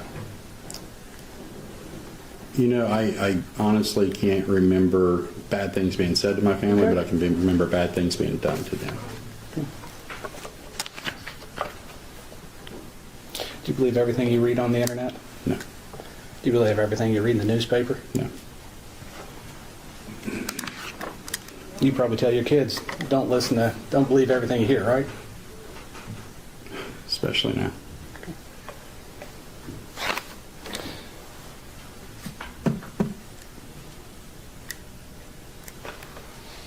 Shabisky's unprofessional. He said he was going to be on here soon, but that was... So, are you testifying and claiming that a half hour because ago Mr. Foreman called you Gomer Pyle, you've been painted in a false light with the public? I'm taking it one at a time, so I'm going to get to The Gomer Pyle? Yes. I'm not claiming that, sir. Okay. You're not claiming that being called a son of a bitch is a claim you're pursuing, that Mr. Foreman's called you? Correct, sir. Okay. Being called Beetle Bailey, you're not claiming that is part of defamation proceeding on that, correct? Correct. Okay. And neither one of those three statements have painted you in a false light, correct? Correct. Okay. Well, I mean, it depends. I mean, it paints you in a different light than what you are, but correct. So you're solely being painted in a false light due to Mr. Walters saying he had sex with your wife? Mr. Walters does have sex with his wife. Mr. Foreman doesn't. Good catch on that. Yeah. So you're claiming that is the defamation statement, is that he said he had sex with your wife? Yes. Okay. And that's painted you in a false light? It's caused tremendous pain in my life. I'll get to that. We have to go through false light first. So does it paint you in a false light? Yes, that my wife is cheating on me with Mr. Foreman. But we all know that's not true, correct? I don't know.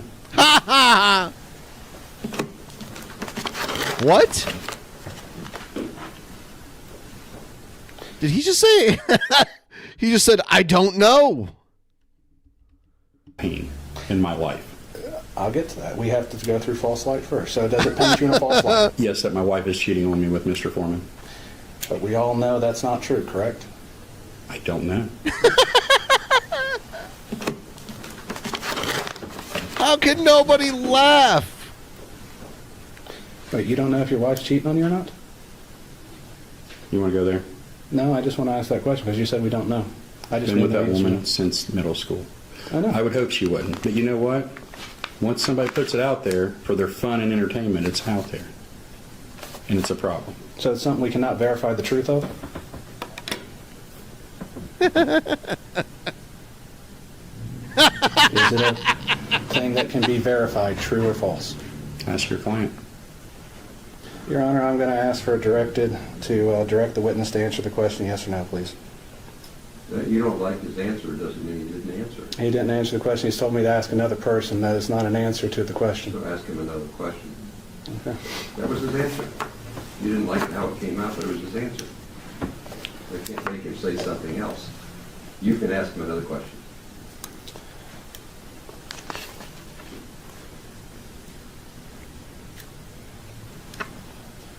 And so are you claiming that Mr. Foreman saying he had sex with your wife is a private fact about your life? My family is a private part of my life. About your wife? Him having an affair with my wife would definitely be a private part of my life if that was occurring. If that was And occurring. That has affected your reputation? Yes. Okay. Wow. And so, am I right in concluding that the other final statement that you are claiming that Mr. Foreman said about you that painted you in a false light is that you're a thief? Yes. Okay. And that stems from all the posts that and all the exhibits that Mr. Klingler referenced earlier? That's what he showed. The ones that talk about the police officers in general? Yes. Okay.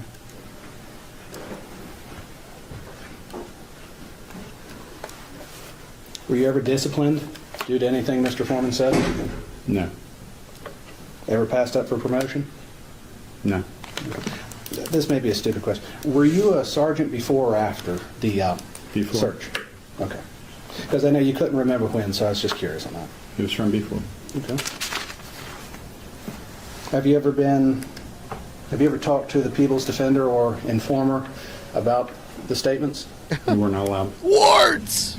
So you were not allowed by the sheriff of Adams County? Yes. Okay.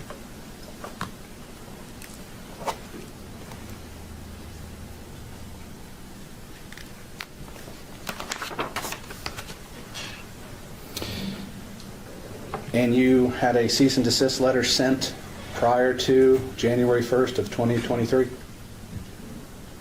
I personally made no notification. Okay. Everything's been made through my attorney. Okay. But that would be after January 1st, 2023, to your knowledge? I'm not for sure the date. Okay. If this lawsuit was filed after January 1st, 2023, you would agree then that it would have happened after that? I don't know if they sent you guys a letter before or after they filed suit. Okay. I do not know that. Okay. So that would be something I should ask another plaintiff? Yeah, I didn't handle the paperwork. I don't know what date you got that, sir. Okay. Do you agree that how you act during your job duties affects your reputation? It does. And I think I've asked this, but I'll ask again. The public has commented on your job duties in the past? I'm sure they have. They've been critical of you? I'm sure they have.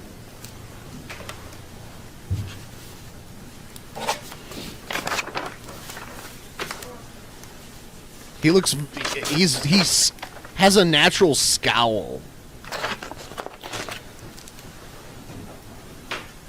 Did you order Lisa Phillips to disconnect the security camera? I don't, and I haven't reviewed the body cam since that event. I know that the intent, if I can, for the camera system is, in speaking with Detective Newland, that they thought there was some type of operation of narcotics transfers there, so it would be obvious that if there's a surveillance system, that would be on it.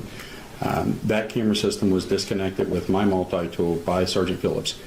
I will trust in the fact, because I have not refuted, that I said, hey, disconnect it. I don't know for sure that I did, but I know that she used the multi-tool to disconnect it, and it was placed in the central area in that room for evidence to be collected, because it was to be collected. Because obviously, if you thought something was going on in a residence, you collect the surveillance system, you go later and get another search warrant. I didn't find out until a couple days later that that was not actually collected. It was left at the scene? Yes. But it was disconnected? Yes. And you were standing to take there? his evidence. To take his evidence? Yes. But it was not taken as evidence? It was not. So I'm just going to point out that if Shabisky isn't here by 37 minutes after the hour, then that means Shabisky thinks soon means an hour. The only thing taken as evidence, significant evidence, was the cash? There was a jar of marijuana that was found in like the ball cap room, some cash, and some vapes, as I remember.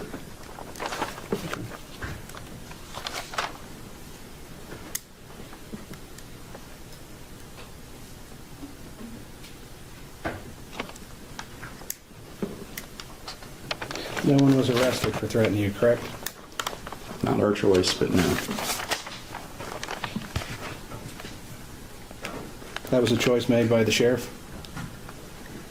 I can't tell you whose choice it was. I know that the agency as a whole was very upset and very concerned, and between the powers that be, whoever that is, there was no charges filed. Okay.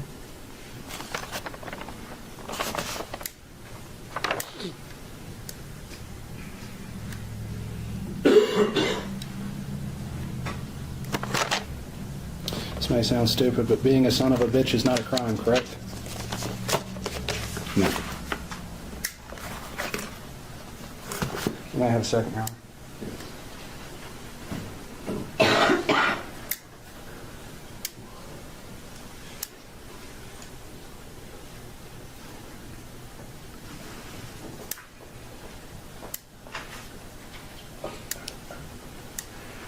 Your Honor, I have no further questions for this witness at this time. Thank you, Mr. Osborne. Thank you, Your Honor.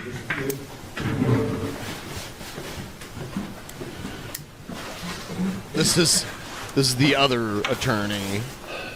Mr. Walters, I'm not going to put the body cam up again. I was frankly a little confused about what it was supposed to show, but explain to me what it was that Mr. Osborne said he thought he saw that you were explaining. May I stand up, sir? Yeah. A ballistic shield weighs about 35 pounds. Okay, it's very big. One hand has your firearm, or if you're using it for something. The other hand, there's a bar like this.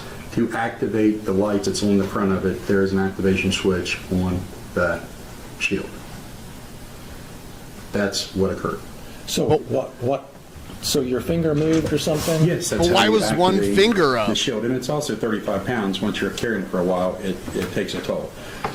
So were you trying to flip the bird to his security camera or something? Yeah.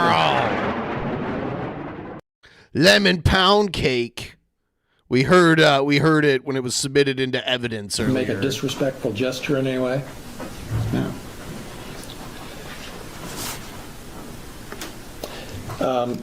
You were asked a lot of questions by Mr. Osborne about things you might have been called before, criticisms you might have undergone before. Has anyone called you a thief before and published it? No. Has anyone ever published a statement that they fucked your wife? It's just funny to hear that in court. Anyone ever published a statement that they fucked your wife? Oh my God. No. Have your kids come home upset because somebody said Afroman was somebody else was their father at some point before this? As recent as yesterday. Because everything is brought back up again.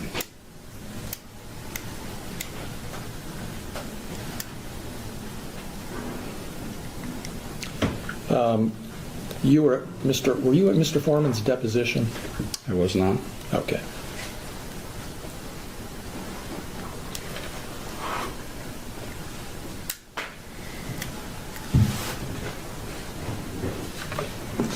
Those are all my questions. Thank you. Recross?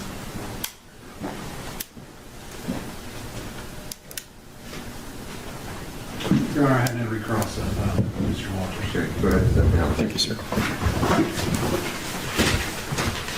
Yep. All right. Let's see what this is. Would you introduce yourself to the jury, please? Michael Eastep, And Mr. Eastep, how are you currently employed?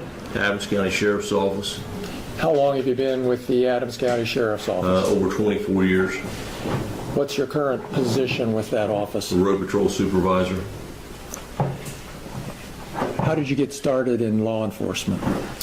Through the fire service. Actually, some friends in law enforcement were in the fire service and kind of hung out with them, and that's how I began to take an interest in law enforcement. You live here in Adams County? I do. How long have you been in Adams County? All my life. Do you have family here? I do. You married? Yes. Children? Yes. The children go to school here, did they? Yes.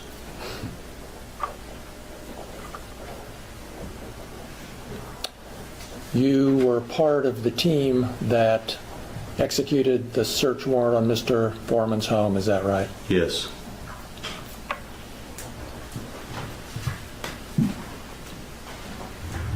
Did you steal any money from Mr. Foreman's home? No.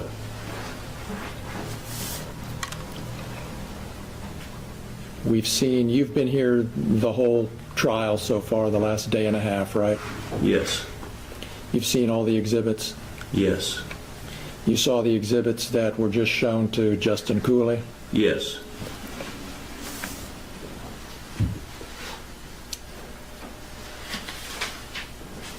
Did the posts that we've been talking about here in this trial have any effect on you? Yes. Explain what you mean, please. People that we deal with in providing services into the community has called us out, called me a thief. We assisted with a search warrant service here with another agency, and the people who was inside the residence looked at us and says, why are they allowed to do what they're doing? And then they look at us and say, well, you done it to Afroman, they can get by with it, they can do it to us. Well, there you go. Did you ever receive any calls having to do with this case? Not directly. Are you aware of calls that were received by dispatch? Lots of them. Tell us about that.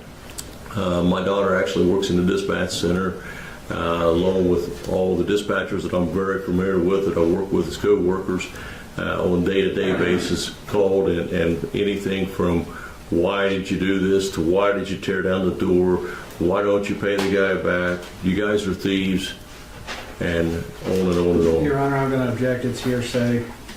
He was not there. He did not have the phone calls. He's hearing them actually third hand the way he's describing it. He's hearing them from the idea of from the dispatchers telling him what another person said, so hearsay upon hearsay upon hearsay. What's the purpose? The purpose, Judge, is to, my next question was going to be what effect hearing about these calls to dispatch had on Mr. Eastep. Wait. Just for the jury's benefit, if the content of the calls was an important issue, then we wouldn't let it come in. The speaker or the hearer would have to testify. But the nature of the call and how it affected him is probative, relevant in this case. So the general description of the calls in the context of how it affected him is the reason you're allowed to hear it. Not the accuracy of the call, but the effect on the person. Something else, Mr. Osborne? No, thank you, Your Honor. Just for the record. No, your objection. Thank you. Thank you. So Mr. Eastep, tell us what effect it had on you hearing about these calls that dispatch was receiving about this warrant execution. And it developed a serious concern of safety to not only to me, but the people working with me on those shifts, the days that I was working. basically. I was waiting for Shabisky to come call. and be here so I could take a bathroom break, but dude's taking forever. Calls that came through, and they aren't able to keep up with what we have going on in the services that we're providing with nonsense phone calls.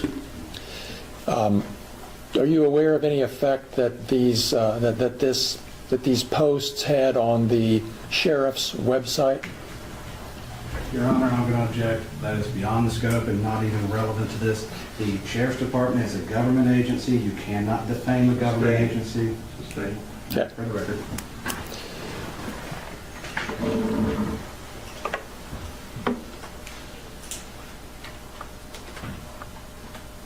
Mr. Eastep, did you, through your attorney, ask Mr. Foreman to take these posts down? I did. Have they been taken down to your knowledge? No. Those are all my questions. Thank you. Go ahead, Ron.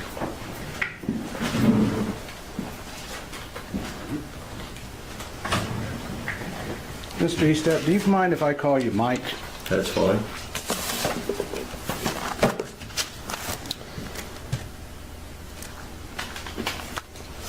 You've been an officer for a very long time, over 21 years.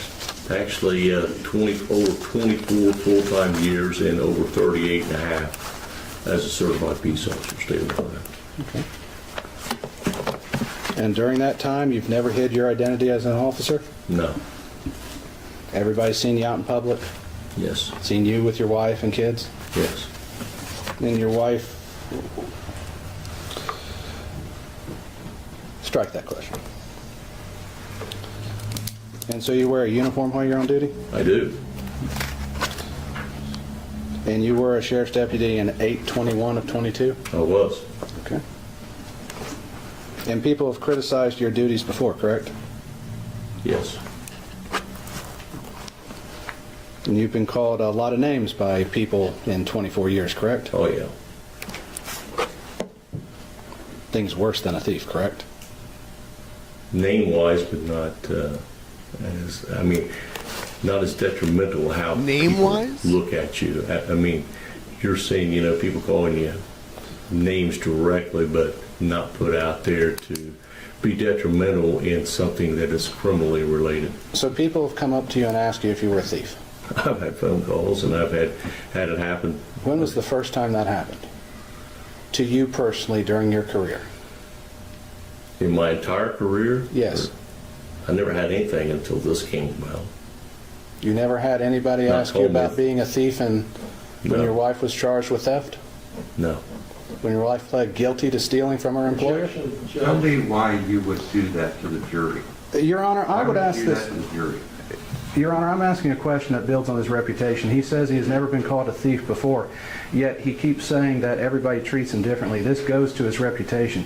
He is used to this has happened before. To say that this is the only thing causing the problem has ever hurt his reputation, he's opening up the door so that I can ask the question about what's affecting his reputation. Thank you.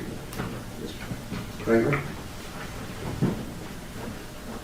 We're not going to, I assume, have a trial about every family member and what every family member of these plaintiffs might have done in their lives. This is a case about these deputies and about Mr. Eastep. It's not about his wife. It's not about his family. We're going to try a case here about what somebody else might or might have done, or whether they might or might have not been guilty.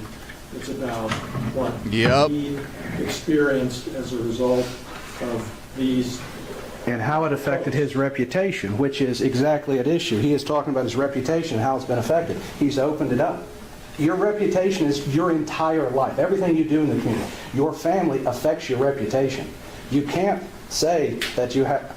If my brother gets in trouble and people ask me about that... This case is about what he did to his reputation, not about what... What was his reputation like before this started then? So I let you play this out in front of the jury so they can understand how to separate the evidence. There's no claims here for your benefit, ladies and gentlemen, for family member injury. Right? But how family members' reactions to claims affect a person's relevant. So you get to hear that my daughter was upset when I was called a derogative term, for the benefit, for the relevance of how it hits me. Right? Now, take that to this step. If we allow, and we will, testimony about the wife's prior experience, it only goes not to the character of that person, but how it affects the witness. Someone turned we're up a not here to try microphone to real decide loud whether there. or not the spouse has a character flaw or not, but how the whole thief reference should play into his claim for damages. Right? Their law school example and arguing with each other is what lawyers do, but you need to understand how to see it. So I'm going to allow this so you can see how it does or does not affect him alone. Just don't get caught up that your spouse's character is your character, because it's not. Enough said, overrule the objection, and then you can renew them as you feel appropriate. Go, re-ask the question. He answered the question, Your Honor. Then re-ask it because he shouldn't have. Okay. So restating the question, Mr. Eastep, your wife did steal from her employer, correct? Yes. And it was a felony sum of money, correct? Yes. Which is over $1,000. Yes.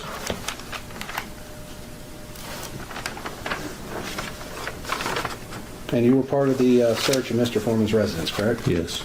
Did you ever have any contact with the money? I noticed some money in a coat pocket, and I pointed it out to Detective Newland. And is that the money that Mr. Newland testified earlier that was upstairs? That should have been some of it, yes. I didn't do the collection of it. You just pointed it out in the pocket? Yes. Another officer took it out of the pocket? I assume. Okay. Do you remember which officer you pointed it out to? I told Detective Newland.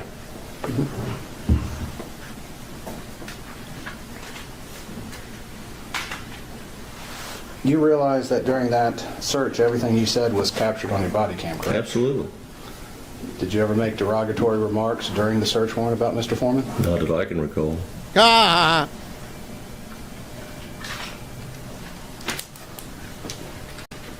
Wait, we're going to lay the foundation.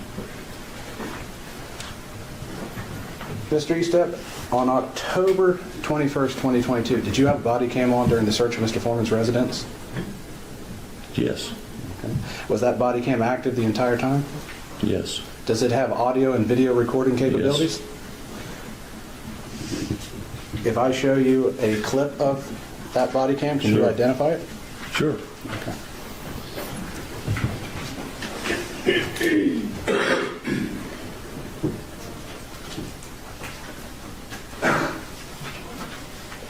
For the benefit of the record, this would be marked Defense Exhibit B. And for the sake of the record, the file would be ACSO3_OK0019_21252.mp4. This is a clip of that file. Is there a way to note what portion, is there time, a clock? Or when you plug it in, there's a clock time? It should have the date, time, and the timestamp it goes through on it. So the Court of Appeals should know that you didn't play the whole thing, you just played X amount of time. Yes, Your Honor. That's what I'm looking for. As there's over 8 hours of body cam footage, we have to. We just have to make a note. Tell me where you're starting it, when you're starting the time clock.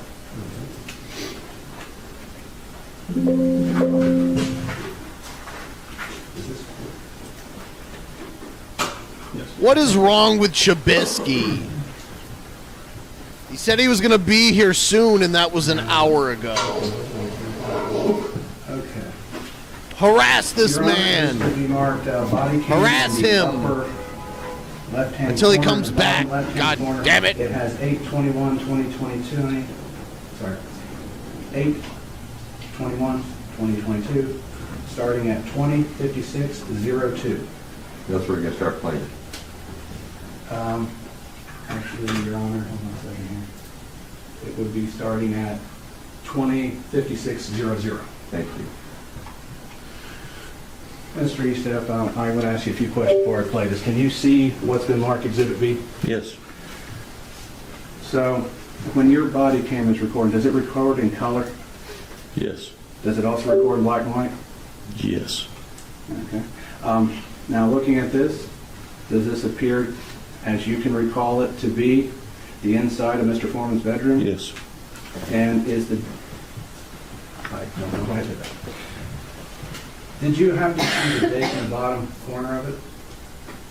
Yes. Is that the correct date for when you searched? Yes. So this would be a copy, a segment of your body cam taken that day? Yes.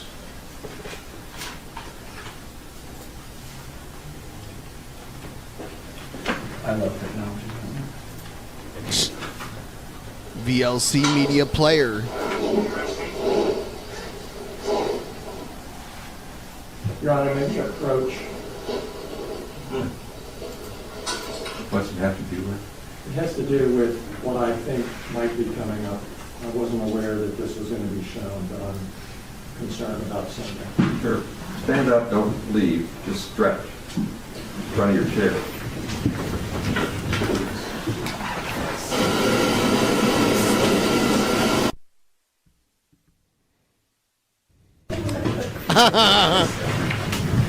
But it's very effective. Okay, go ahead. Thank you.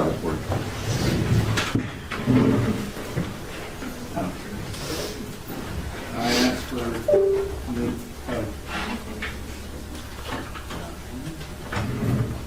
They're using the DSP method for showing videos. Just to refresh, Mr. Eastep, this is your body cam from that date and time we talked about earlier? It's a body cam. I mean, I can't identify the person. I mean, the number, let's see. I'm not sure. I can't. When you say number, there is a number there? ACS? Okay, yes. So that is your body cam? Yes. And this is of 8/21/22? Yes.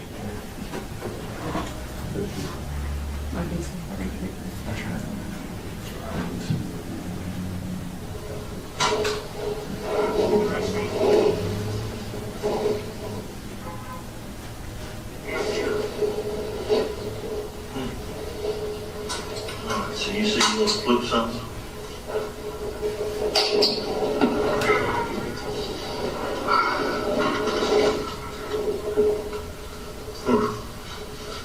You're amazed.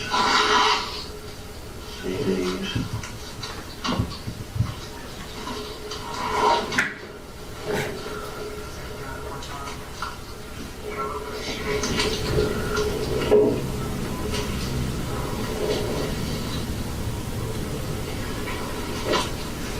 They looking at his computer? Does he have a computer next to his bed there?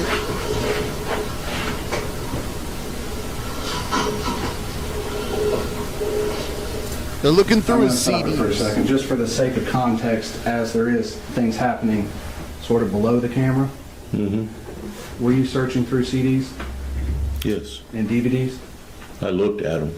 I didn't like really search through them. But that's what you're looking at right now. Yeah. Why? I would have looked at that stuff because some of the stuff I think was mentioned in there.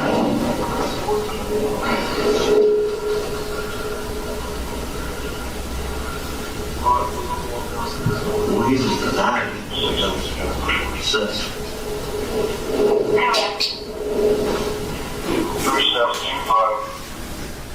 On your body cam during an official search, you called Mr. Foreman a sex addict? I couldn't clarify. I heard addict. I couldn't clarify. Would you like me to replay it? Yeah. Mr. Pike, can we turn up the volume? For the sake of the record, since this is roughly about a little under 3 minutes long, we're going to just back up and play something.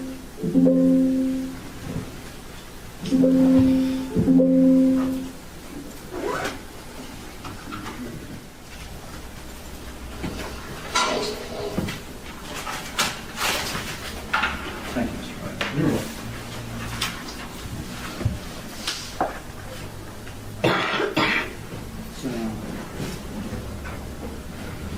Chubisky dumb. For the sake of the record, I'm going to start the playback at 33 seconds in.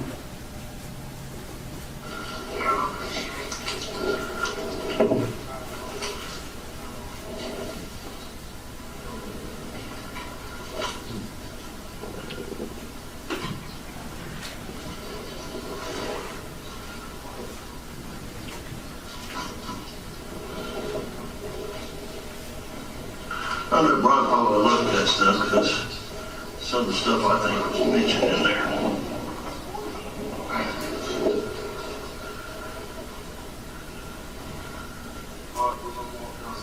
Well, he's just denied it because sex. Mr. Eastep, do I need to play it again? I still can't decipher it. I mean, it's. I mean, whatever. Can we get the hearing aids for Mr. Eastep? The hearing aids. Do they actually have them? Mike, we're going to give you a hearing here. This That could be should have a good. better thing.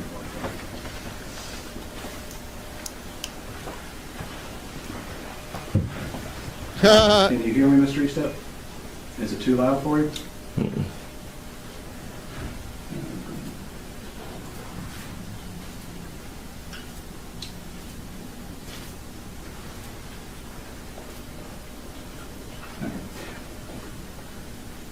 For the sake of the record, I'll start at 31 seconds in. They blasted him. Turn that down. There's a dial on your. They blasted him. Oh my God.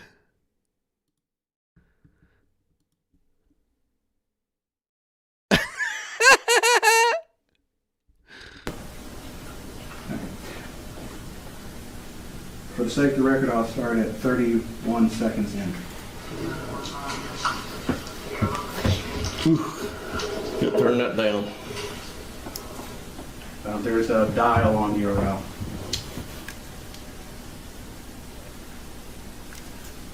Right here in the, Center. right. Kind of.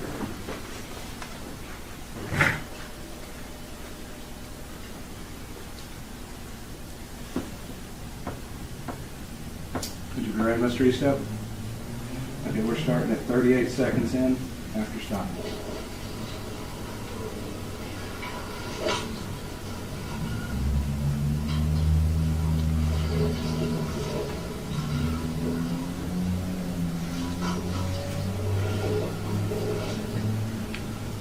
I know Brian probably looked at that stuff because some of the stuff I think was mentioned in there.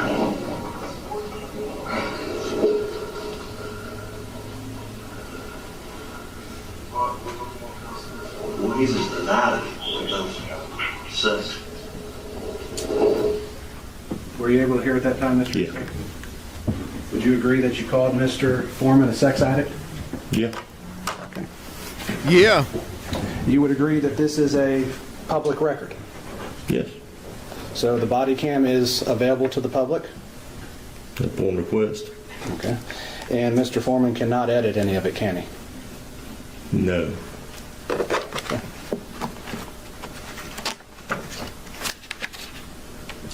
Do you believe how you do your job duties reflects on your reputation? Yes. So someone seeing this could reflect badly on your reputation based on what you did? Possibly.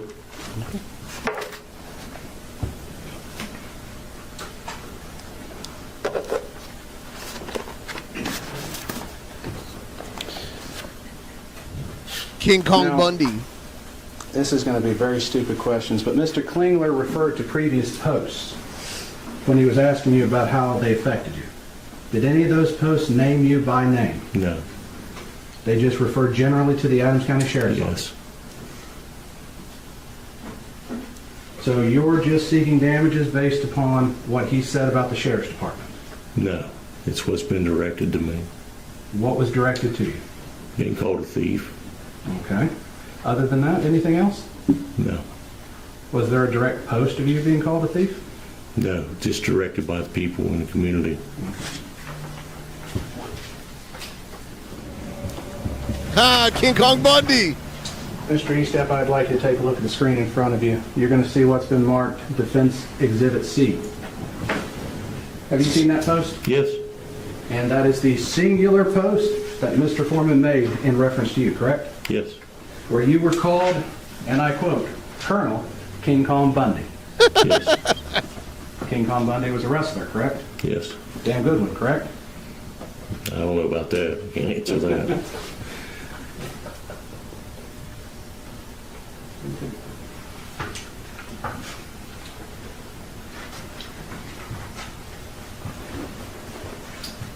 What the fuck happened to Shabisky?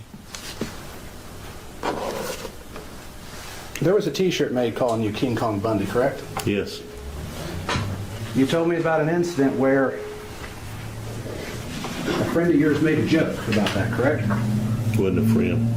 It was one of the firemen on the fire department that I was chief of. One of them wore a shirt to the Christmas party? Mm-hmm. They thought it was a joke, correct? I don't know if they thought it was a joke. I mean, I don't know what the true intent of it was, but they wore it. I saw it. Have you ever had jokes made at your expense? Oh, yeah. Made jokes at other people's expense? Yeah. So it's a reasonable assumption they bought it as a joke against you? I would hope. Okay. But it's not a good joke.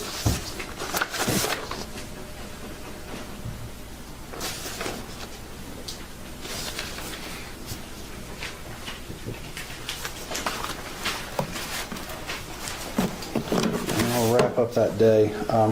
So after the search, you went home, correct? Yes. And you left directly from the search to go home? Yes. After a 19-hour shift? Yes. No further questions, Your Honor. Go ahead. Thank you, Your Honor.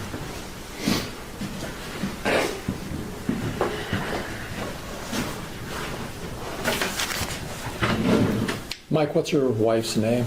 Renee. How long have you been married to Renee? Since 2000. I think 2000. Since 2000? Yes. 26 years? Yes. Did this felony that Mr. Osborne brought up occur before or after this search? Long before. Long before? Yep. Did you stay married to Renee in spite of this? Do you think her problems with this felony hurt your reputation? No. I never got no backlash. I wasn't a part of it. I didn't support it. You know, she paid the consequences and she moved on with life. And you're still with her? I'm still with her.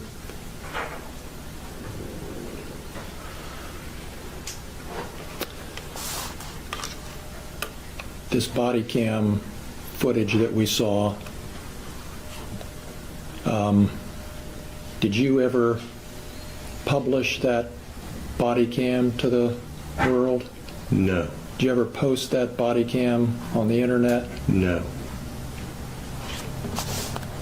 Did you ever share that body cam, and specifically that part of the body cam where you refer to Mr. Foreman as a sex addict? Did you ever share that with anybody? No.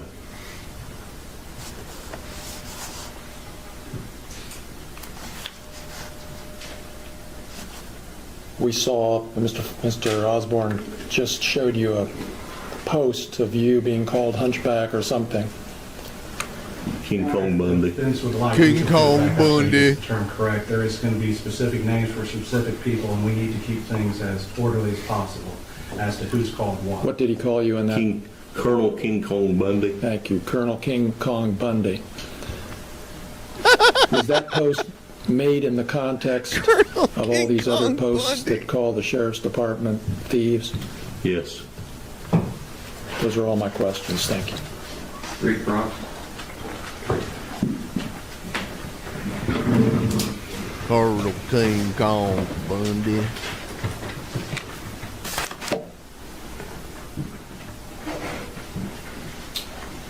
Mr. Eastep, look at what's been marked.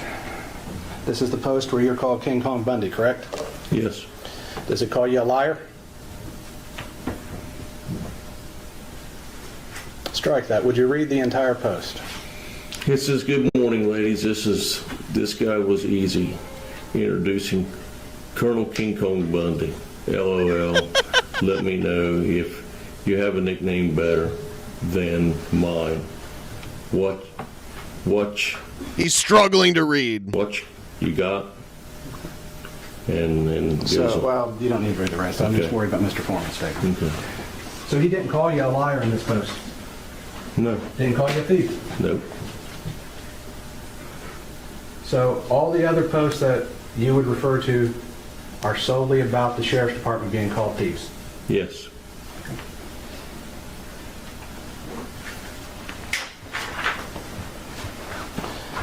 Your Honor, if I may have a sidebar? Yep.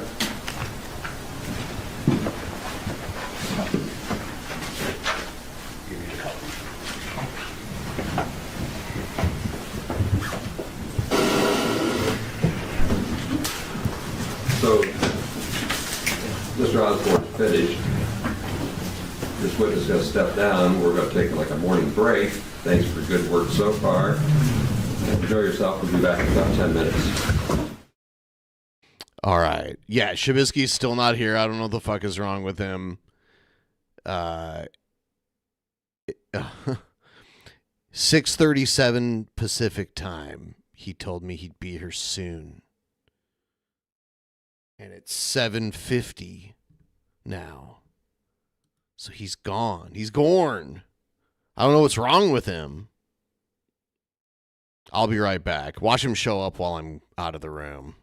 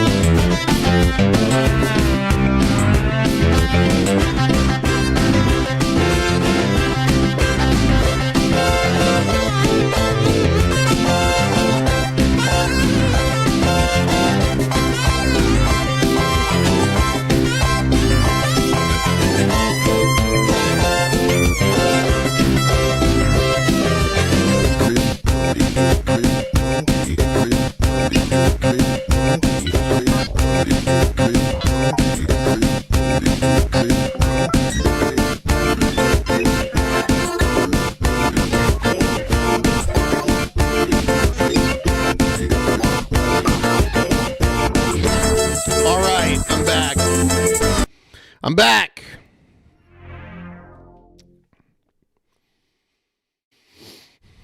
Back to the videos.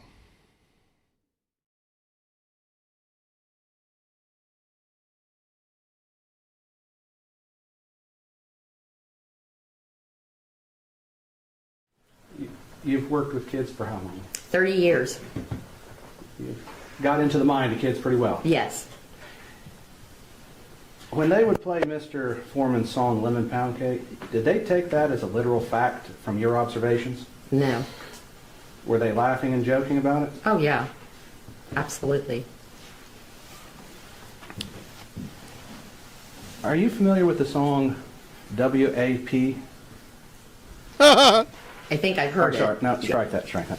I'm going to give you the complete song and then summarize it because I only want to say it once. Are you familiar with the song Wet Ass Pussy? Yes. Oh my God. Is that a rap song? It is. Has your students played it in class? Once, and I asked them to please turn it off. When they were listening to it, did they think that was fact? No. So they didn't think that that was depicting anything in real life? No. So you didn't have to teach them that wasn't real? Right. No, I did not. You've heard the song, correct? Mm-hmm. Yes. Do you believe it's a literal interpretation? No. Would you agree it's derogatory allergies. towards women? No. Even though it says nasty things about them? Yeah. No. I mean, it's the artist's opinion, I guess. That's the way I feel. Maybe not an opinion you like, but... Yeah.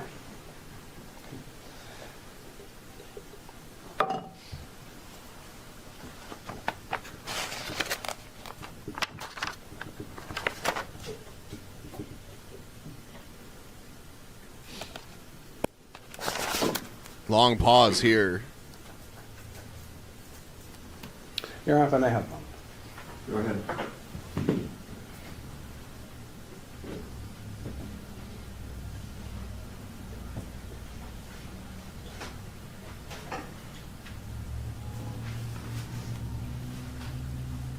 What is going on?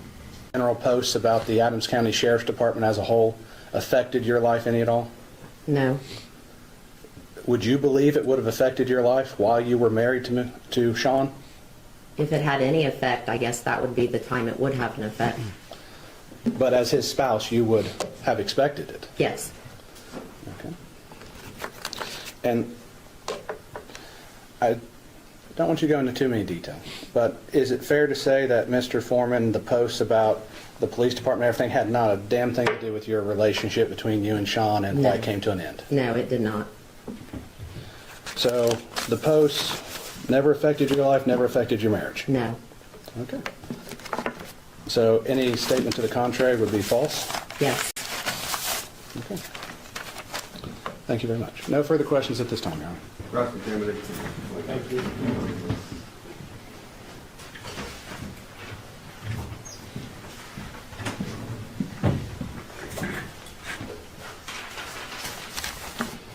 Good morning, Ms. Groves. Good morning. I'm sorry you have to be here. I am too. Thanks for coming.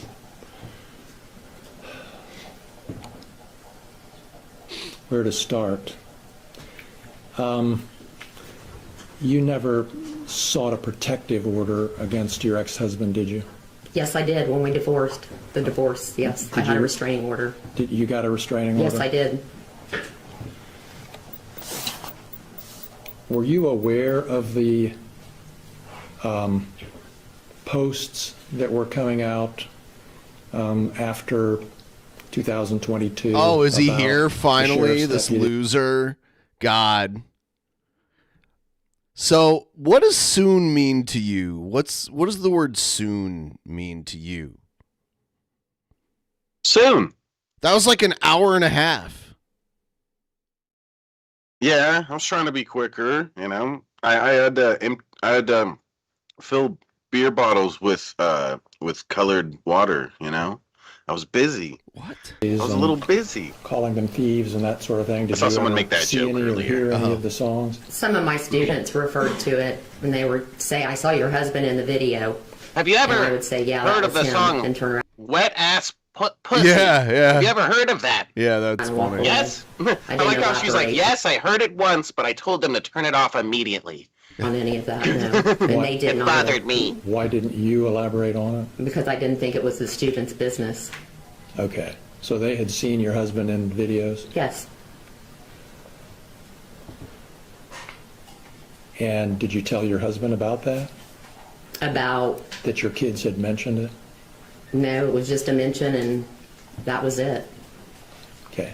Did you ever, you saw the posts yourselves or I'll be videos right yourself, back. or did you just hear about it from kids? All right. I saw part of it and then I heard about it. Okay.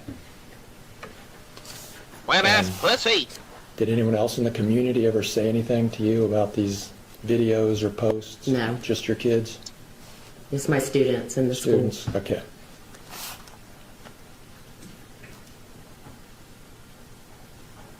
I am live, Trisha. On DP. It's crazy. The song that Mr. Osborne asked you about, does that song refer to a specific identifiable person? I don't think so.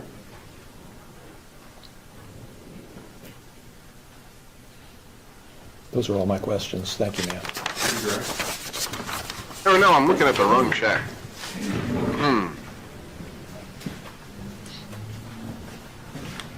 There we go. Rhonda, Mr. Klingler asked you about your students. Your students saw the posts? Yes. And they articulated it to you? Yeah. What's up, Say, hey, I saw Tricia? your husband in this Fish video. monkey. Students can, would it be a fair statement to say children can be mean? Cruel? Absolutely. You've seen instances of them being cruel? Absolutely. Are they cruel to both other students and teachers? Yes. No, I don't Whiskey like Tom. bringing Ben this Shapiro subject, said but it's has nasty. any of your students ever been cruel to you in the past? Oh, yes, definitely. Would it be fair to say they've said some pretty mean things? Yes. You see, I'm trying not to ask you what they are, but are they shocking names?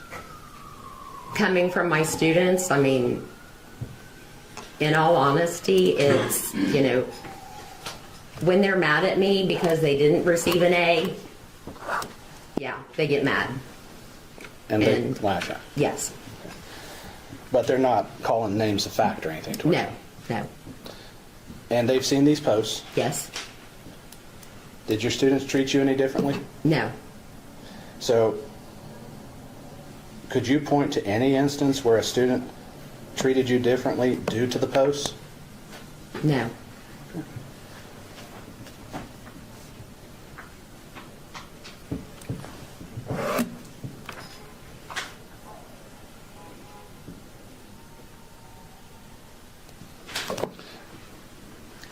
I'm going to ask this question. You said you're sorry to be here. Why are you sorry to be here? Because from my recollection, my ex-husband had said that this was part of the reason we got divorced. No further questions, John. Klinger? No further questions. Mr. Osborne, am I right to understand this witness was a lay witness? Pardon me? This was a lay witness, not an expert, right? She's a lay witness to testify to what she would have experienced in this. Right. And the only reason I did that is to explain to the jury that people sometimes have training experience and can make opinions as experts. If a doctor comes in a medical malpractice case, they're an expert. This is a lay person, the same as any other. Some of the questions spoke generally about society and public perceptions, which would seem like more of an expert opinion, when in fact, as a lay witness, she can only testify about what she experienced herself. So you have to understand the scope. She's just what happened to her, lay, average person, not educated expert. Thanks for being here. You can go ahead and be excused. Go ahead, Mr. Osborne. Your Honor, I'd ask for a short 10-minute break so I can talk with Mr. Foreman. Based upon the ruling in the Rule 50, I want to juggle some of my witnesses, make some corrections to that, as I had anticipated a different verdict due to the evidence, or different ruling due to the evidence, so I'm going to need to shift for that. I'd like 10 minutes to consult with my client to strategize on that. Jab Drinkski. comments, Mr. Flynn? Yeah, Roger. No, I have no objection to that, Judge. If you're doing well managing your time, I think that's a good idea. I would like to know how I did with like getting the jury on schedule. Your Honor, that's why I want to strategize, see how we can hopefully. Yeah, well, I appreciate what you're saying. Take a break, go back to the jury room, stay there if you would please. Short break will be helpful.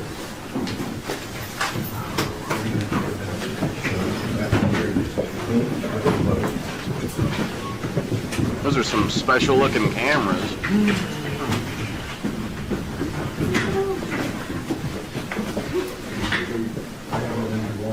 Now the camera pans to the cameras.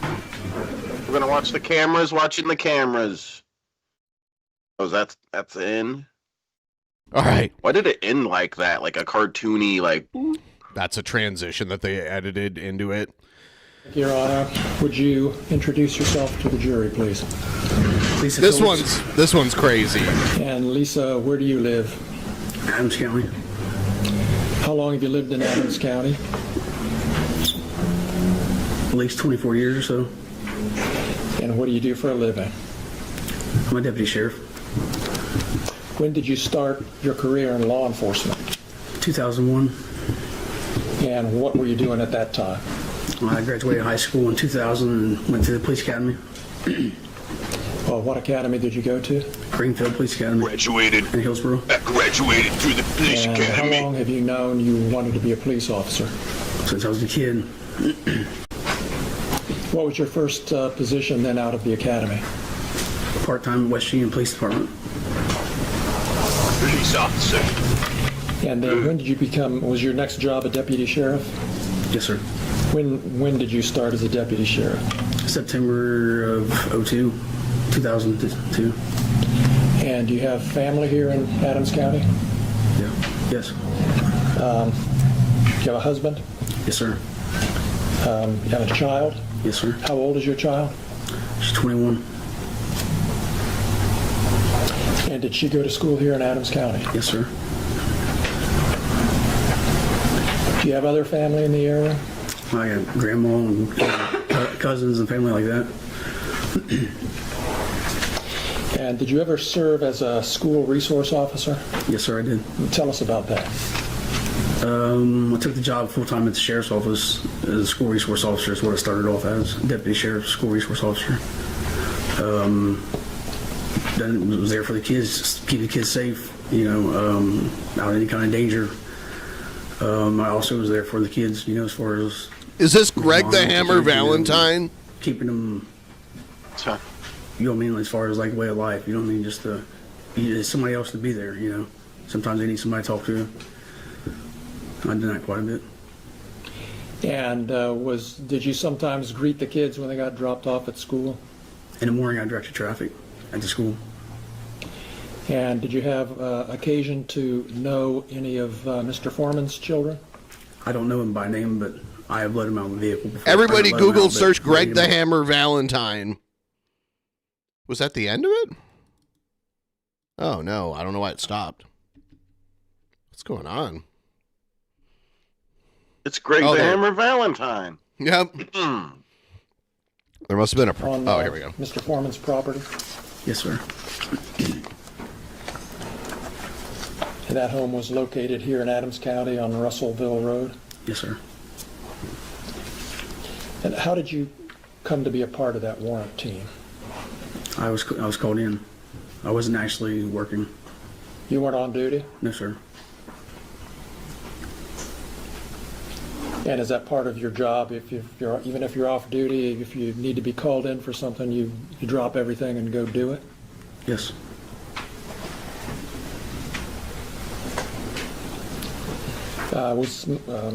Was Mr. Foreman home during the warrant execution? No, sir. Were any of his children present?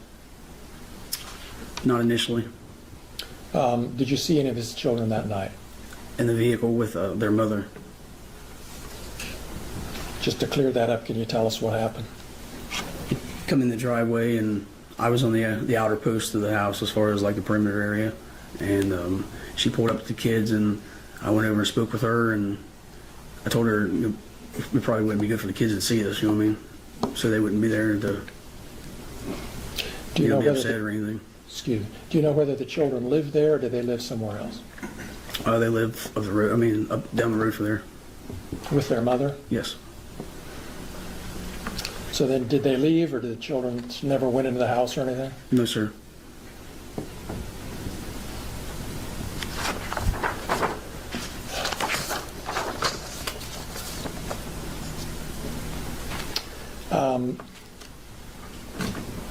Did you take any money that night? Yes, sir.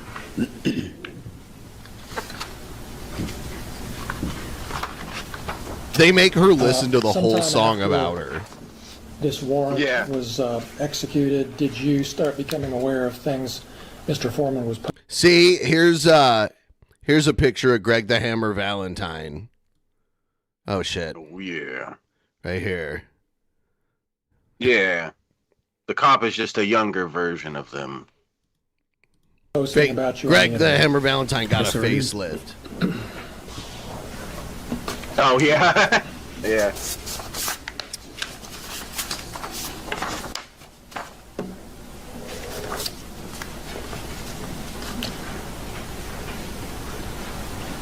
We have some exhibits that we want to show you. Do you have them lined? Do you have them lined up, Natalie? I have to leave one more time over here. Okay. They won't Yeah. play. Yeah.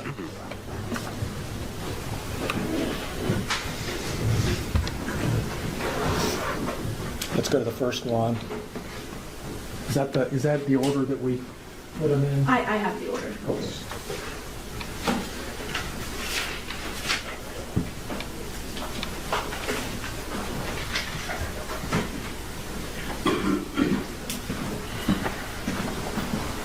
Which number is this? This is number 19. Thank you. Look right here. So Lisa, we're showing you what we've marked as Exhibit 19. This looks like a post from September 17th, 2022. Was that shortly after the execution of the warrant? Yes, sir.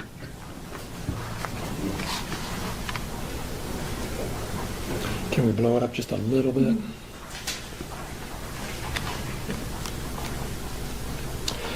Okay, down. There. Near the bottom of that first paragraph, just go down a little bit more, right there. Has anybody in Adams County verified her vagina? If you haven't, you should, or she might.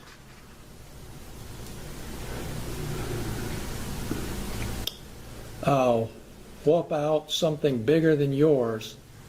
If this lady is your friend, I wouldn't leave her alone in my house.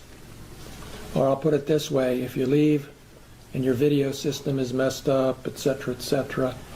And then down below a little further, my name for this particular officer is Lieutenant Mona Lickumlow Lisa. She's starting to tear up. Oh, man. It hurt my feelings. He said I lick pussy or whatever. Shortly after the warrant. That was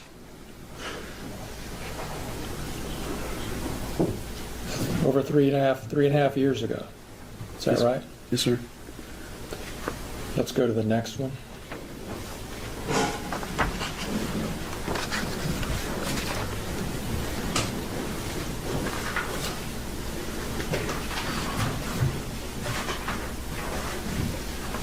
You'd think they'd be able to properly display this stuff on the video instead of pointing a screen at a screen. I don't know. And you see here, it says disconnect after stealing my money. What's the number? Sorry, exhibit plaintiff's 20, Your Honor, thank you. Is suing me for humiliating her, giving her mental stress, ridicule, and the loss of her reputation. She doesn't like being called Lieutenant Mona Lickumlow Lisa full of shit Phillips, but she loves stealing money and disconnecting cameras of law-abiding, tax-paying citizens. That's March 25th of 2023, is that right? Yes, sir. Go to the next one. Which number is this? Number 21, and it's a video. Lieutenant, look at low Lisa. Stop looking at pussy back there. You always look at pussy and you don't even know how many pussies you've licked. You don't even know how many video cameras you've disconnected. What number? That was 21? Yes. Did you see that video when it was posted? Yes, sir. Let's go to the next one. Lieutenant Mother, look at low Lisa. My ex-wife just like Lisa. I don't need to know as much as the record needs to know it. Work with me here. Go with me. 22. 22. Lieutenant Mother, look at low Lisa. My ex-wife just like Lisa. She jealous of me and my love child. That's why she disconnected my camp. Was that the same one over again, or was that a different one? That is number 22. That's the 22. Same, yes. Same one, all right. Lieutenant Lick'em-Low Lisa ate my Lieutenant Lick'em-Low Lisa. wife just like pizza. Is that what you understood that to say? Yes, sir. That's great. Yes, Let's go to the next sir. one.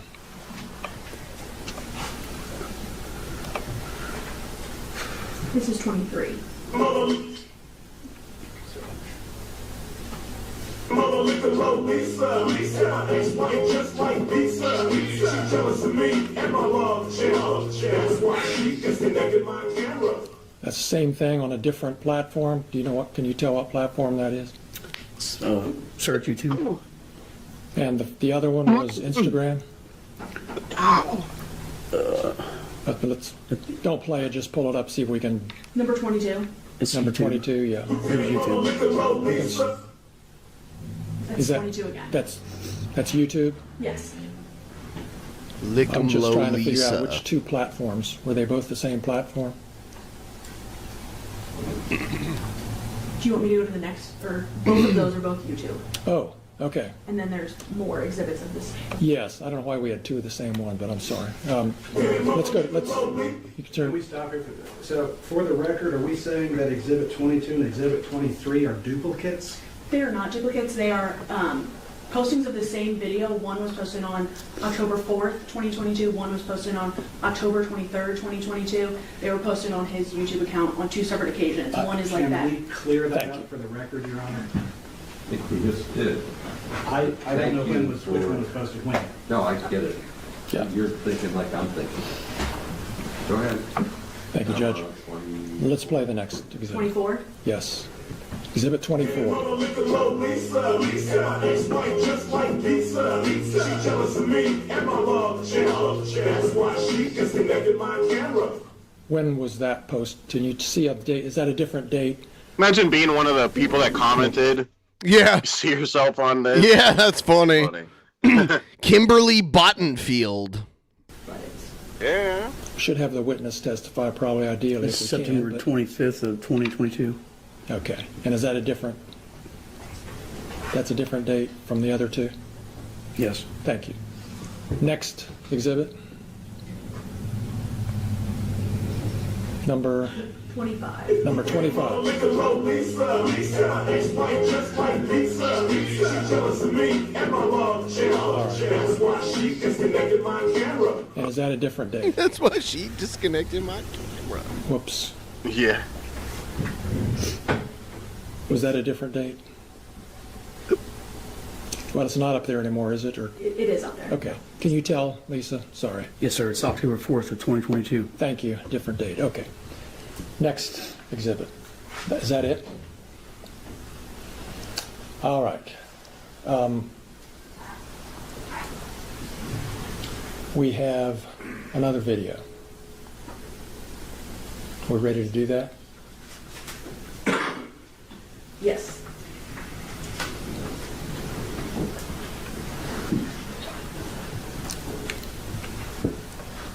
Is this the full I'm just assuming video? I'm going to object. Who wants the whole thing? We're going to object to This this. is the one I'm going to renew my objection on.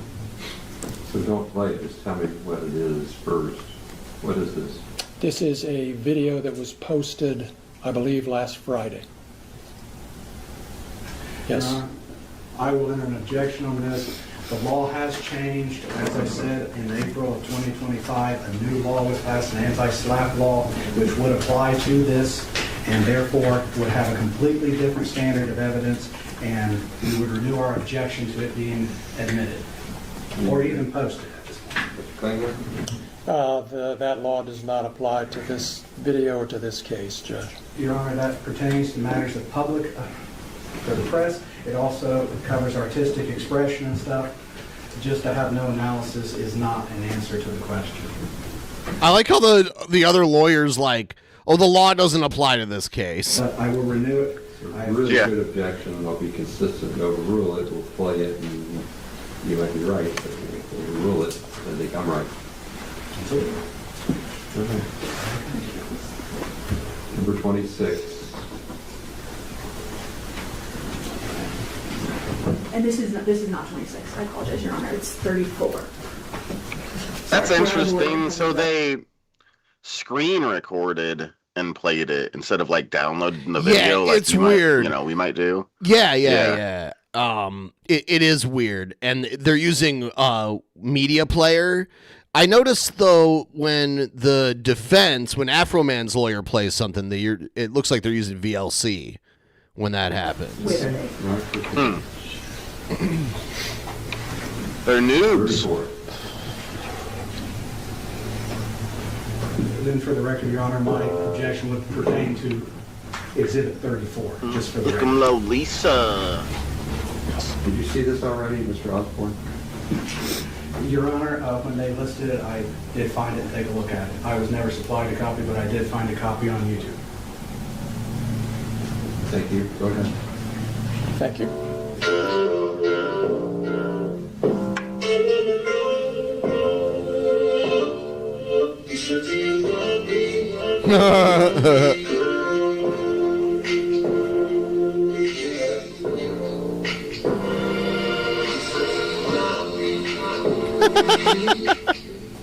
That's from the depositions.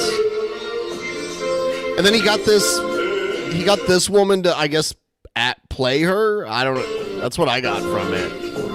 So, I don't know. Yeah, that's what it seems like.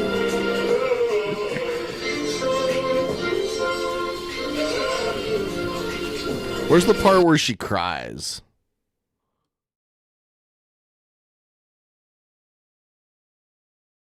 I don't know if I want to listen to the whole thing. Oh my God. Whoa. Yeah. Look 'em low, Lisa. Oh, hold on. Yeah.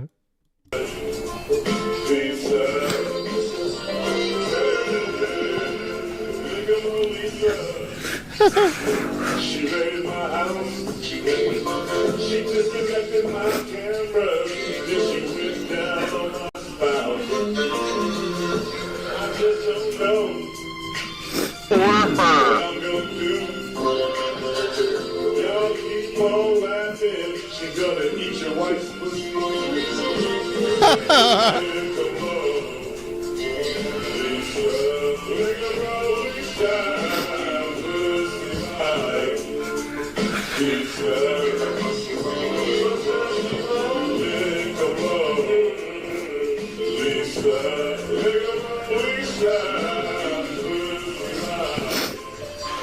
When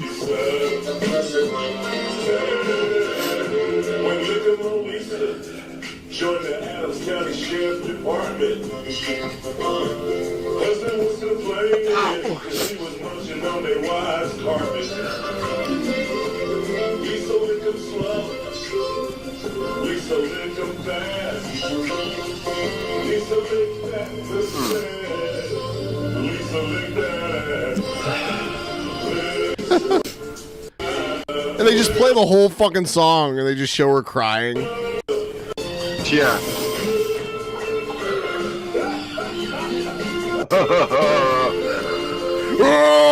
Poor Lisa.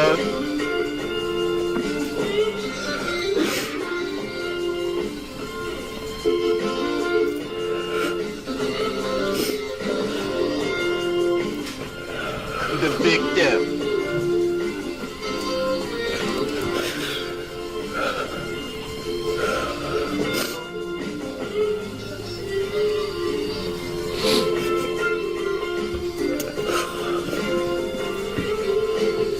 Look 'em low, Lisa.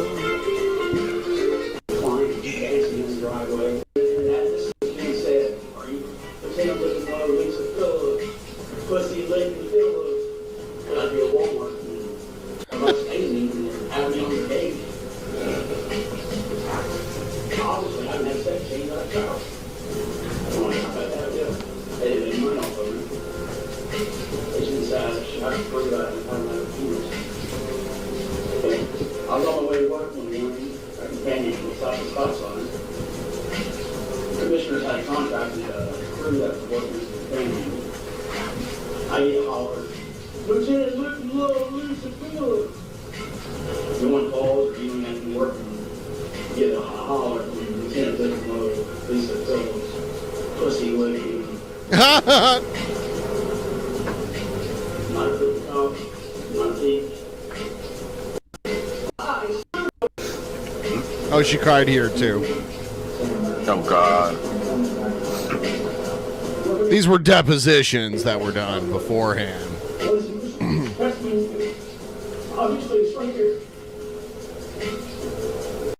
Lisa, you got raided my house, you knocked down my door. I was upset. I would never shoot you or I would never try to punch you. I thought I'd crack some musical jokes and I didn't know they hurt you that bad. I'm sorry. I think you're a nice little lady. I didn't know you was a biological lady. I'm sorry. I was just having fun with the bad situation. I'm sorry, baby. I'm sorry. Oh, man, Jesus. Hang on, let's take a little break, everybody. I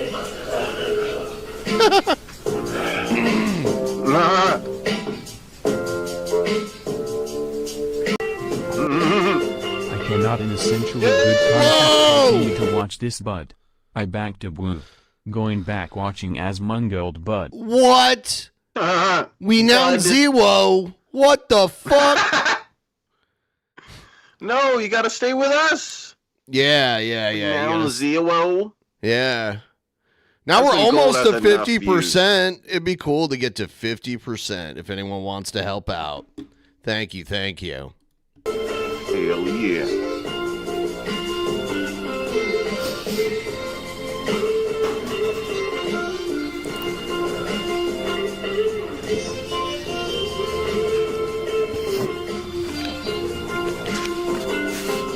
At least Afroman apologized in his song. You know? What a nice guy.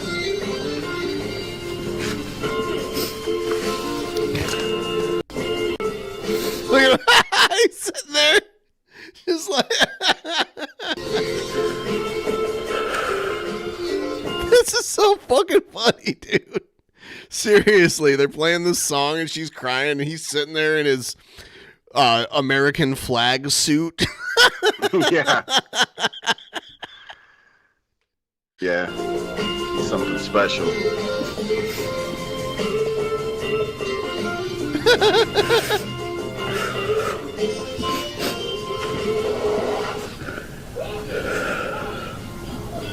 Wait a minute. Hey, this girl said, hey, I'm from there. Wow, it's so long. It's a really long song. Okay.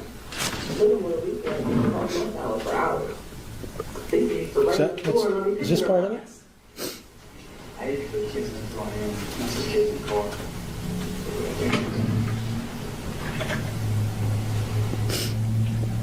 Is that it? I'll give you 15 minutes tomorrow to start. We're done. She's still under direct.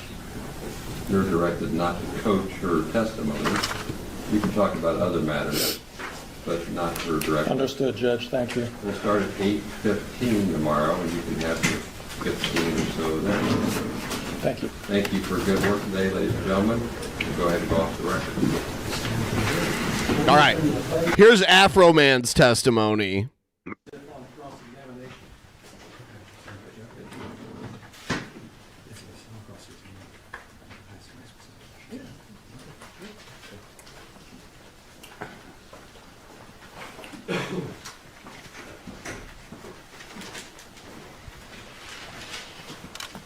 Do you solemnly swear the testimony you're about to give shall be the truth, the whole truth, and nothing but the truth, as the issue shall Even got answer the in the government? glasses Yeah, on top yeah. of it. It's funny.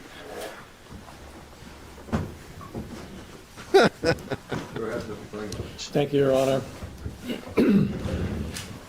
For the record, would you give us your name, please? My name is Joseph Edgar Foreman. You are known under the stage name as Afroman, is that correct? Yes, sir. And you create music videos and do performances, is Yes, that sir. right? How many states of the United States have you performed in, do you think?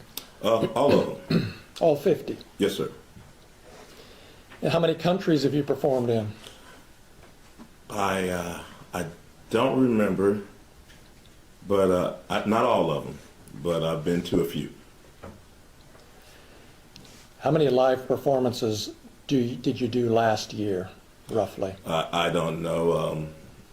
Possibly 250. I don't know, but I don't know. Damn. You know. Last year he did I don't know 250? Yeah. What he said. You have a Possibly residence here 250. in Adams County, correct? That's like he's touring most of the year. Yeah, that's a lot of shows in 1 year. You've been performing for 20 or 30 years, is that right? All my life. All right. And is it fair to say that one of the first big hits It's so you had disgusting was... how these lawyers and this rapper are treating this woman. That's all men know how to do is harassing women. Making this song was cruel. What is wrong with all of you? How can they continue to play this song when she's crying?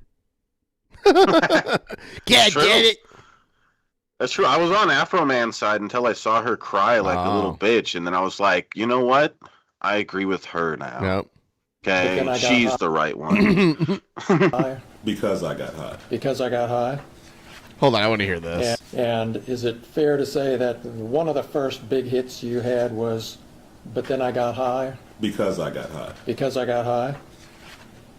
And do you think it's accurate to say that that song has had over 300 million views on YouTube?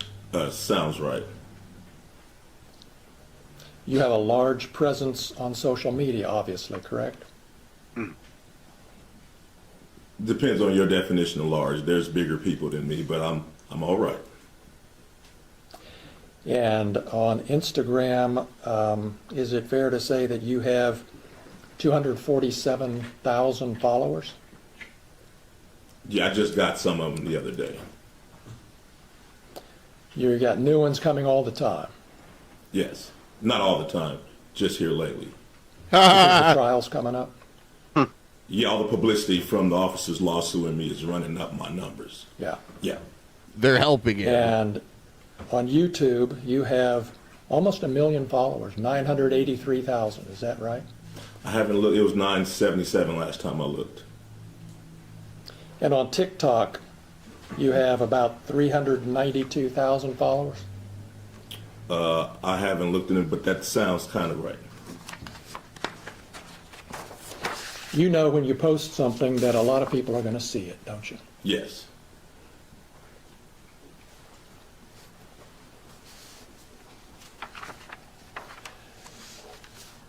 When this search happened back in August of 2022, Mr. Foreman, you weren't at home? No. You were driving home from Chicago? Yes. And you got an alert from a family member that the sheriffs were there searching your home, is that right? Yes. And you were able to turn on your phone and watch through your home security system what the deputies were doing for a period of time, weren't you? Yes.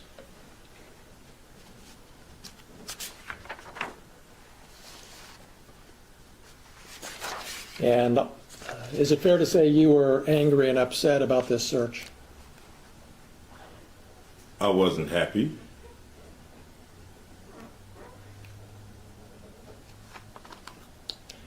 And is that why you posted the things we've seen this week, because you weren't happy? No, I posted it because the sheriff's never supposed to raid my house in the first place. The whole raid was a mistake. All of this is their fault. If they hadn't have wrongly raided my house, there would be no lawsuit. I would not know their names. They wouldn't be on my body. They wouldn't be on my home surveillance system. And there would be no songs, nothing. My money would still be intact, nothing. So all of this is their fault.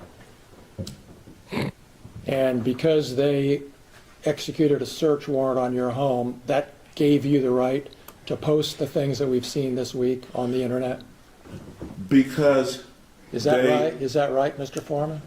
Yes, for tearing down my door, not paying for it, not being apologetic, me being a sport, doing something peaceful to raise the money to pay for their damages, me having the right of the freedom of speech as an American to talk to my family, friends, and fans about what the sheriffs did to my home. Yes, I had the right to my freedom of speech. After they left, I had the right to kick the can and to do what I had to do to repair the damage they brought to my house.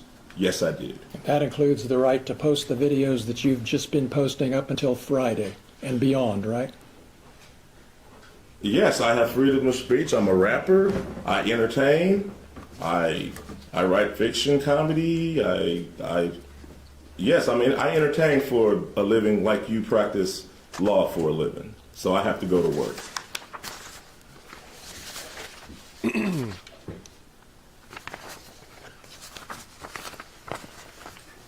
The deputies left a warrant return at your house, didn't they? I think they left something with my ex-wife. I'm not sure. Well, you saw, as soon as the search was over, as soon as you got home, you saw a document that showed exactly how much cash had been taken from the house, correct? I know I got paid $5,000 for the show that suit was in. I forgot that money was in that suit. But, I heard, I don't know what piece of paper I heard. I knew they took some money. I just knew they took some money. I knew it was 4,000-ish. I knew they took some money and they seized some money and some weed and some, I don't know what else, just minor stuff. You knew how much money was in that pocket when you came home and saw the warrant return, didn't you? It was $5,000 from back when I did that show. I remember it was $5,000. But anyway. So is it your testimony that they actually took $5,000 instead of $4,390? No, I just know. I know when I did that show, it was with Snoop Dogg and Wiz Khalifa at Red Rocks in Denver. The balance of that show, for me, they sent in a deposit, but the balance was $5,000.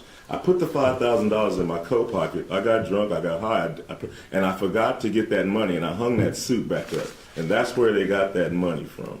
So it was $5,000 they got? Yes. It was $5,000 that was in my suit when I got paid in Red Rocks. Now, after all of this stuff, whatever, it's I don't really know the complete number. It's 46, it's 430, the number bounces up and down. But all I know is I got paid $5,000 at the Red Rocks with Snoop Dogg and Wiz Khalifa when I played the Red Rocks in Denver. And you got $4,000 returned, right? I don't know the exact amount. Well, you were there with the news when you got it. Right, and the lady at the sheriff's station admitted that the sheriff was short. You can go watch the 19 News. You knew when you saw the warrant returned, didn't you, that the amount that they were saying was taken was actually more money than was in that suit pocket? I didn't warrant. That's why you brought the news to the sheriff's office when you got the money back, because you knew that they had miscounted the money and the number on the evidence bag was actually more money. I didn't know nothing. The lady at the sheriff department just volunteered the information. I was sitting there, If she had been, I might not even known I got ripped off. She admitted it live on Channel 19 News that the money wasn't right. You remember in your deposition when I asked you why did you bring the news when you picked up the money?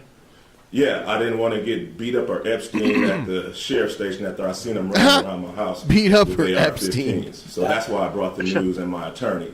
So to make sure I got out of that place with my money. You brought the news to protect you physically. Yeah. Yeah. You didn't bring the news because you already knew there was a miscount and you were going to make. I didn't know nothing about the hay out of discount. I didn't know. I figured they stole my money. They turned my cameras off. So if you turn my cameras off, you must got something bad in mind. So yeah, I'm accusing them of it. You know, they turned my cameras off. I can't see what they're doing. So your testimony under oath here today to these 10 jurors is that you brought the news when you picked up your money to protect you physically from being beat up or shot by the sheriffs, right? Yes. All right. And they volunteered the information that the money wasn't right. That's just an extra something we found out. But I came with my attorney and the news to make sure the people running around my house with guns didn't take me into jail and do something.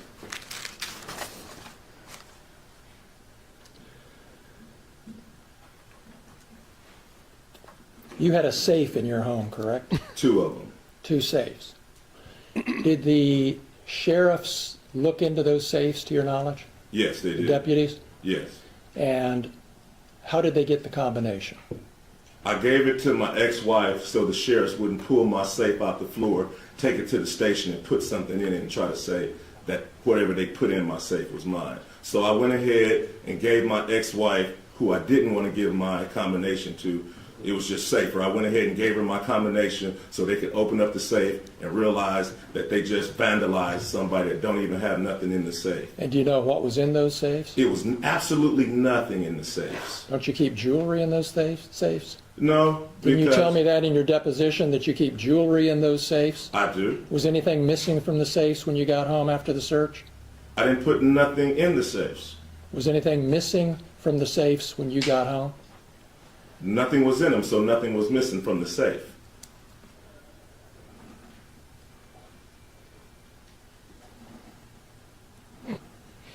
You talked to Randy Walters on the phone before you got home that evening during the search, or right afterwards, didn't you? Yes, sir. He told you that they were taking some money and some vape pens and a small amount of marijuana. He told you that? Yes, sir.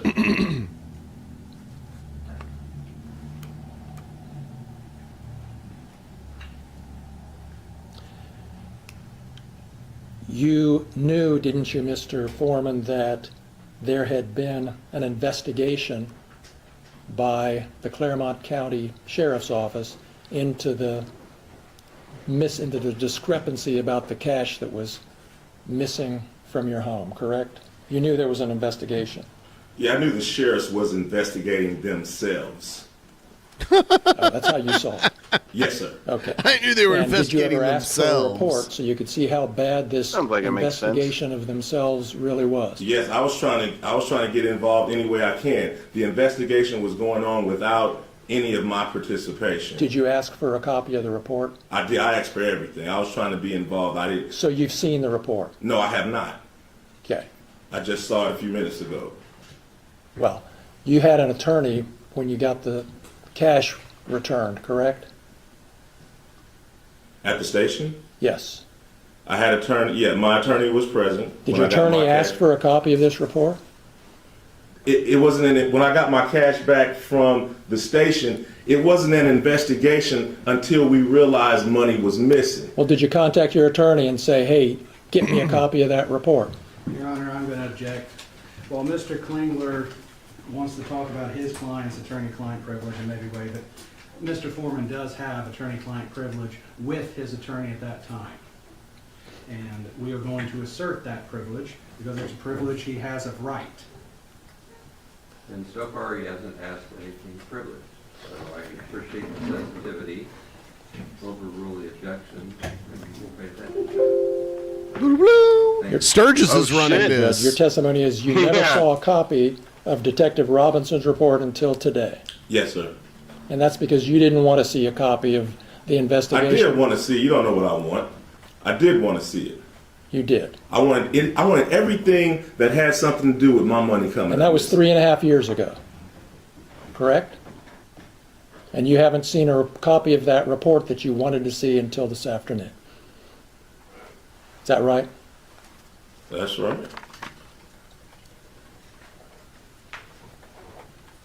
I never had my money taken by cops. I didn't know how this go. I don't know about reports. All I know is live on Fox 19 News, the lady admits that her department is short $400 of my money. That's all I know. I don't know how to investigate police officers taking money. That's all you know, and that's all you know today, isn't it?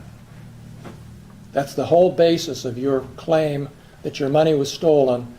Your whole basis is that a police officer told you. Different from the amount of money that was written on the bag. Yeah, my whole thing is they never should have raided me in the first place. That's your whole thing. That's my whole thing. That's the point, That's my whole isn't thing. it? If they never would have showed up, there would be no songs about them. I wouldn't know who they are. Their faces would not be on my video cameras. None of this, we wouldn't be in this room right now if they hadn't have raided my house and didn't press no charges, didn't even know what they was doing. This whole thing is their fault, and they're suing me for their mistake. And so you don't really care if they stole your money or not. You're just mad about what they did. I do care about if they stole them. Police officers shouldn't be stealing the civilians' money. So I do care. All of it is an outrage. This whole thing is an outrage. You have no evidence that they took your money except for the amount on the bag isn't the same as the amount. How about the lady admitting that she took? Could you answer my She admitted that she took my money on live Fox 19 News. Go argue with the film clip. Yeah. Go argue with her admitting. Go argue with the film clip. Nobody admitted that they took your money. Well, whatever. Go look at her admitting that the bag is short because it stayed open all weekend long or 2 weeks after Brian and Officer Cooley just left it and just mishandled it and didn't do it right. Just so we're honest with the jury here, Mr. Foreman, nobody admitted that they took your money, did they? They admitted it was short. Yes. Nobody admitted that they took your money. Correct? What a weird argument. She admitted, she said that it was short. Yeah, he's trying anything he possibly can to make an argument. Usually it's even though it's horrible. $2 missing. How does $400 even come up missing? Odd.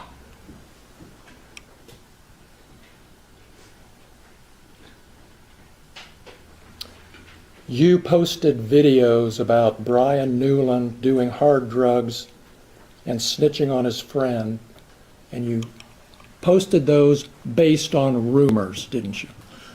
We can look at your deposition, but before you argue with me, but isn't that a fact that you made those allegations based on rumors you said you heard? It's a fact. William Newland is a convicted pedophile, and Brian Newland is his brother. After I zeroed in on Brian, I asked about him. Come to find out, he's a large statutory rapist that has sex with all kind of underage girls. He buys them beers and gets them drunk and all kind. That's probably the reason he had to leave the Adams County Sheriff Department, because he beats up his wife and he messed with underage girls, and he had to get out of town and go get a job in Norwood. All right. Oh, wow. You don't want to answer my question. I do. Please ask another one. Well, let me ask this one again so I can get an answer. Do you remember in your deposition when I asked you, you have no reason to think these rumors about Brian Newland are true, do you? And you said, well, it's more entertaining if it's true, and I can make some money. Do you remember that? No, I don't. That's a however long that deposition was. You can read the deposition and it tells you what I said. Do we have a copy, another copy of that? Because I'll show it to you, and I can show you my copy. Refresh your recollection. You're going to refresh his recollection. It's trees. You then use the Thank you, Judge. If I can get it working here. Your Honor, I would object to using the screen to refresh his recollection. That's publishing it to the jury. If he wants to refresh his recollection, he can show him it and then ask him a question, much how we would do in criminal law with a police report. So if an officer didn't remember, we wouldn't show the report. We would show it to the officer. He would refresh his memory by reading it, and then we'd re-ask the question. do it that way. Just make sure you think he reads it right. I'm just trying to get through the verbiage. Just make sure you think he reads it right. Otherwise, I have to wrestle with you about whether he read it right. Sure. So just read it. And then if we want to move it as an exhibit, you can do that. Remember your deposition being taken, Mr. Foreman, in your attorney's office on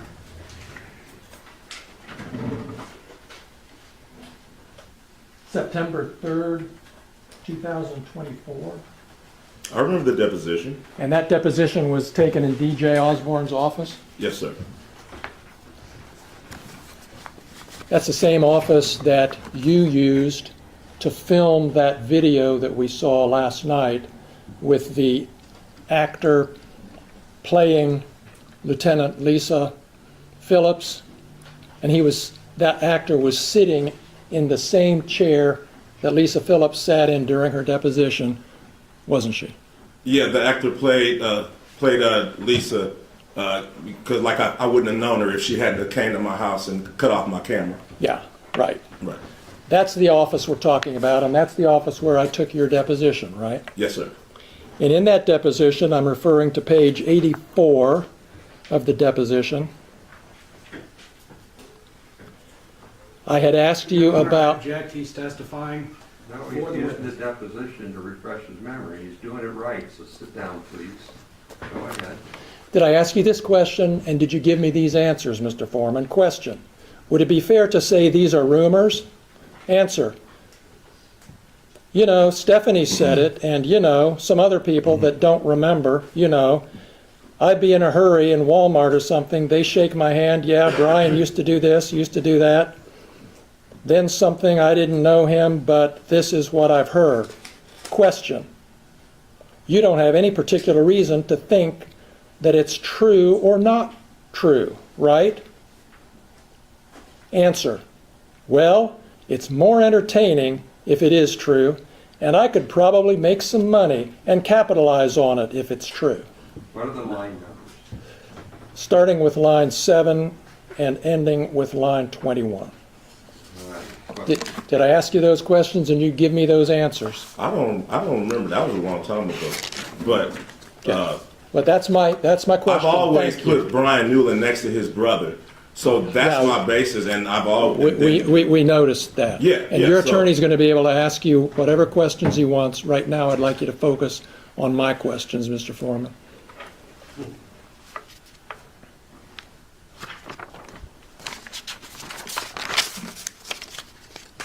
You have no evidence that Brian Newland ever molested little boys, do you?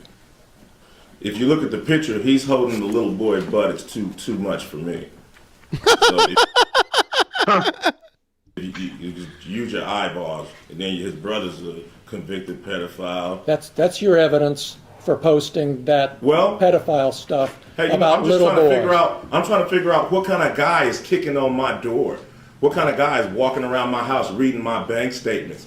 It's a dude that's possibly a pedophile, got a convicted pedophile brother, deputized by the sheriff, walking around possibly stealing my money. I'm just trying to figure out what's going on as I zoom in with my cameras. That's not the type of guy I don't think should be on the police force. I'm going to refer you again to your deposition. If you don't trust my reading of it, I'm happy to give it to you, Mr. Foreman. But on page 98 of your deposition on that same day,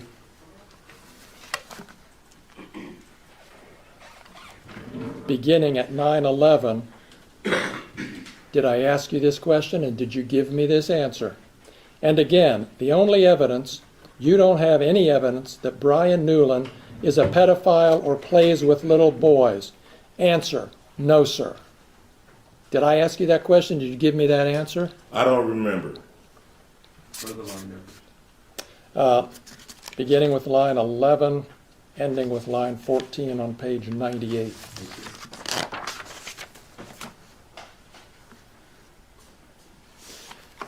You have no evidence that Lisa Phillips stole your money, do you? I know if she hadn't raided my house, we wouldn't be having this conversation. Nor a lawsuit or nothing. They never should have been at my house. Since you're not going to answer my question, I'm going to go back to your deposition again, Mr. Foreman, page 102.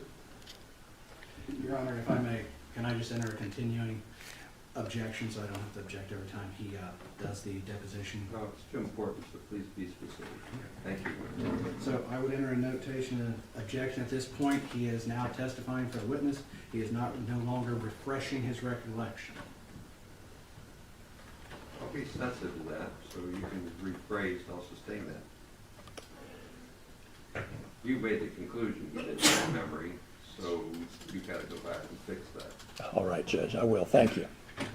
Do you remember telling me in your deposition, Mr. Foreman, that you don't have any evidence that Lisa Phillips stole your money? Yeah, she cut off the cameras, but I didn't know who took them. So, for as all the officers was a suspect at first, because I didn't know where. After the deposition, I realized that Brian Newland was in charge of the money, and I knew where to focus everything. But at first, all the cops was a suspect, especially after they cut off my cameras, and I couldn't see what they were doing. All right. Well, so you don't remember? Is that what you're telling me? I remember telling you that Lisa, probably didn't take my money, but I just didn't know. I just knew it was missing, and they cut off my cameras, so all of them were suspects until I figured it out. So until you figured it out? Until everybody figured it out, until it was solved of where the missing money was. All right. So just to clear this up and move on, you admit that you don't have any evidence that Lisa Phillips stole your money? No.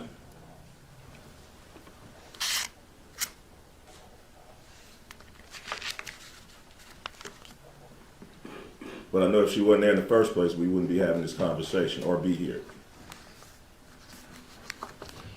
And is it true that one of your big motivation, really, in making all of these posts is to make money? To pay for the damage that they brought to my house under the circumstance that they shouldn't have even been there in the first place. Okay. So the answer to my question is yes, your motivation was to make money? To pay for the damages that they brought to my house under the circumstances that they shouldn't have been there in the first place. Have you made enough yet to make up for it?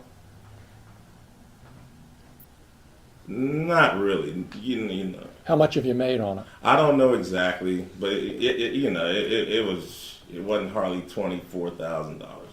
$24,000. It wasn't that. It wasn't that. You're still making money on today, right? With the new posts and advertisements and things. It's publicity. You're still selling merchandise, aren't you?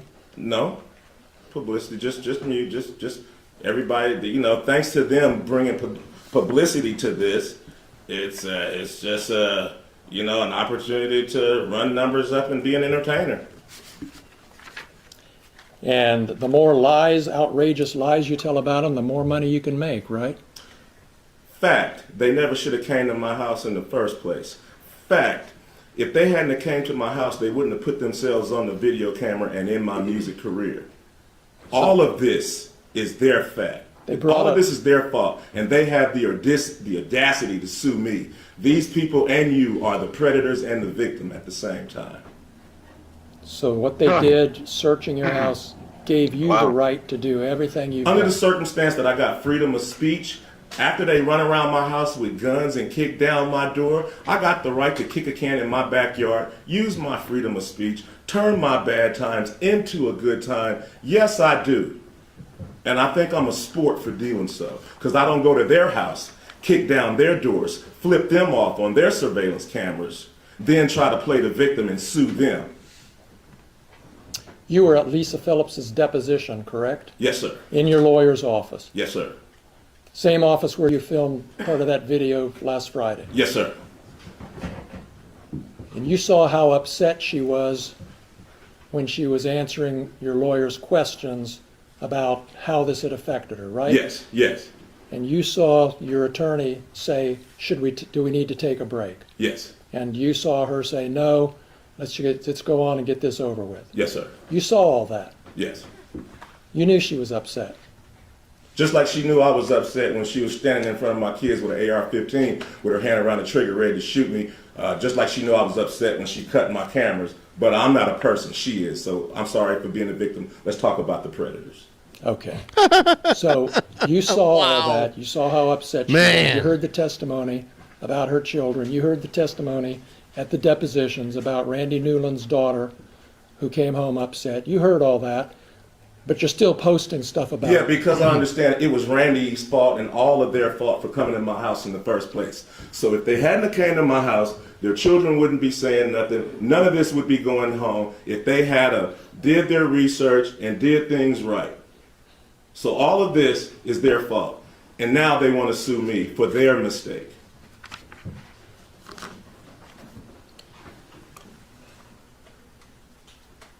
Is there anything that could change your mind about what you're doing to these deputies?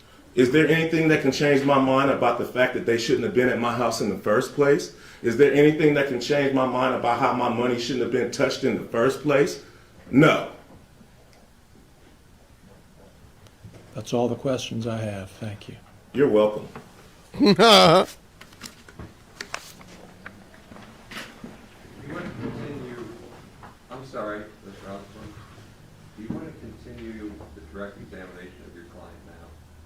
Your Honor, I was going to actually ask for a sidebar so we can talk about that. Okay, so let's just talk about it. Okay, so I was actually going to not do cross with Mr. Form at this time. I was going to hold off until our case in chief. Yeah, I just offered you the chance to do that. So do you want to do your direct examination on your case All right. now? Not Closing arguments. Morning, folks. When this trial started, I told you it was about intentional lies that are designed to hurt people. It's not about freedom of speech. Oh no! Do they do this again? It's your job. Yeah, they fucked up the audio. Ladies and gentlemen, Yeah, the audio on this is fucked. they want to talk about it. So we're gonna move on to this. Outside this Adams County courthouse, the sound of victory. After jury sided with the musician Afroman, whose real name is Joseph Foreman, after a days-long civil defamation trial. Afroman speaking to WCPO right after the verdict. I didn't win. America won. America still has freedom of speech.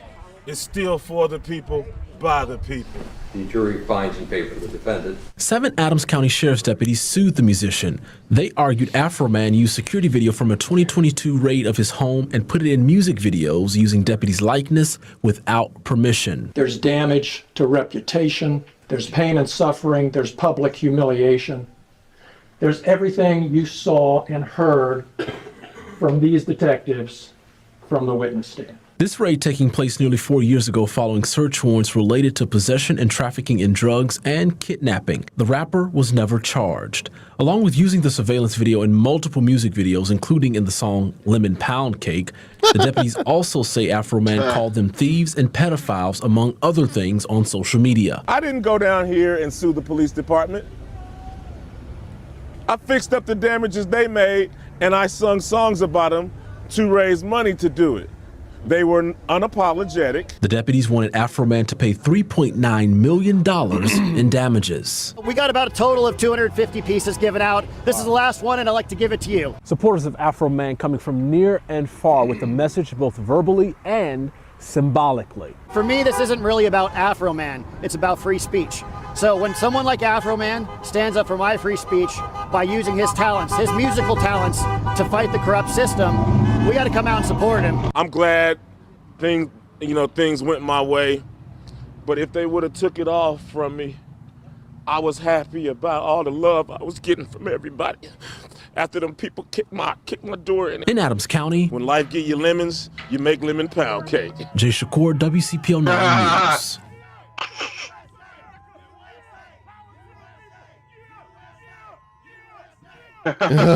Was he rubbing his dick? That's what I it looks think like. maybe, maybe it turned him on. Who knows? Yeah, this is all this excitement is getting them excited. Yeah, it's getting them all turned it on. I'm gonna put you full screen. Do something. Whoa, Dance for holy the shit. people. Do something. Ah, look at me go, guys. Look at me go. God, I'm good at this. That was amazing. Yeah, let's all go get some lemon pound cake to celebrate Afroman's win. Hell yeah.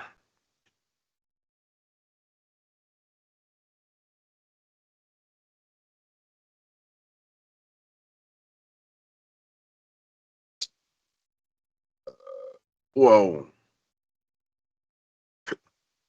Lick 'em low. Lick 'em low, Lacey. Was that her name? I think I'm remembering it right.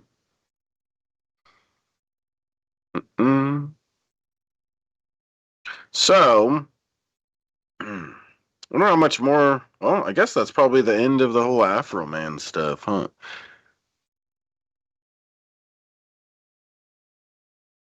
Hell yeah, Stu.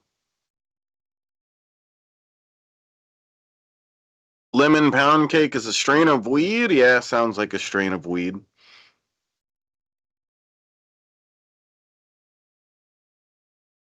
Lick 'em low, Lacey.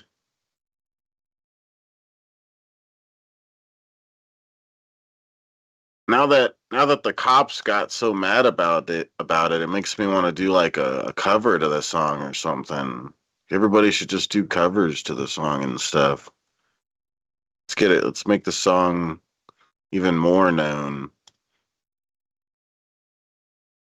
Just all make covers of it.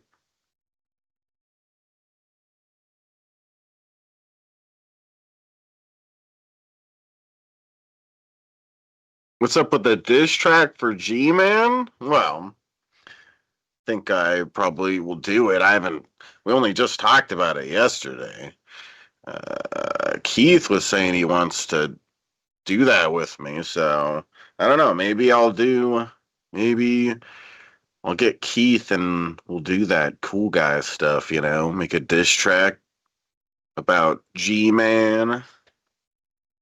I need G-Man. Yeah, that was such a fucking pussy ass thing he did yesterday. That was so fucking pussy. Like, he said he would rap battle me multiple times, and then I talk about it in his chat, and he acts like it never happened. He's such a fucking pussy. Do I like pound cake? I don't know. Like cake?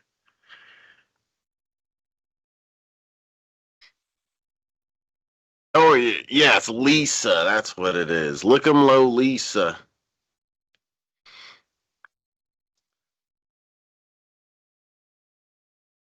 But, yeah. I mean, like, I think it would be a fun thing to do, a G-Man diss track. I have a bit of an idea of what I want to do with it. Whoa. Whoa. Whoa. Yeah, Hell you yeah. were. Yeah. You were gone so long that I did most of it without you, Shabisky. I don't know. Yeah. Yeah. Looks like I got here for some of the best parts. No, dude, there were some other really good parts earlier. The part where the guy asked if Afroman was the lawyer asked the cop if Afroman was sleeping with his wife. He was like, I don't know. There was that. There was a bunch. I don't know. Yeah. Yep. Is that like a lyric in one of his songs or something? Yeah. He made a whole song about it. Yeah, there was. That's funny. I don't know. And they did. Maybe he is. They did another one too. I can't. There was another thing like at the beginning that I saw that was hilarious. They were reading through like a lot of the like social media posts and shit. Yeah. And it was just brutal. Like the stuff he was saying about some of the people.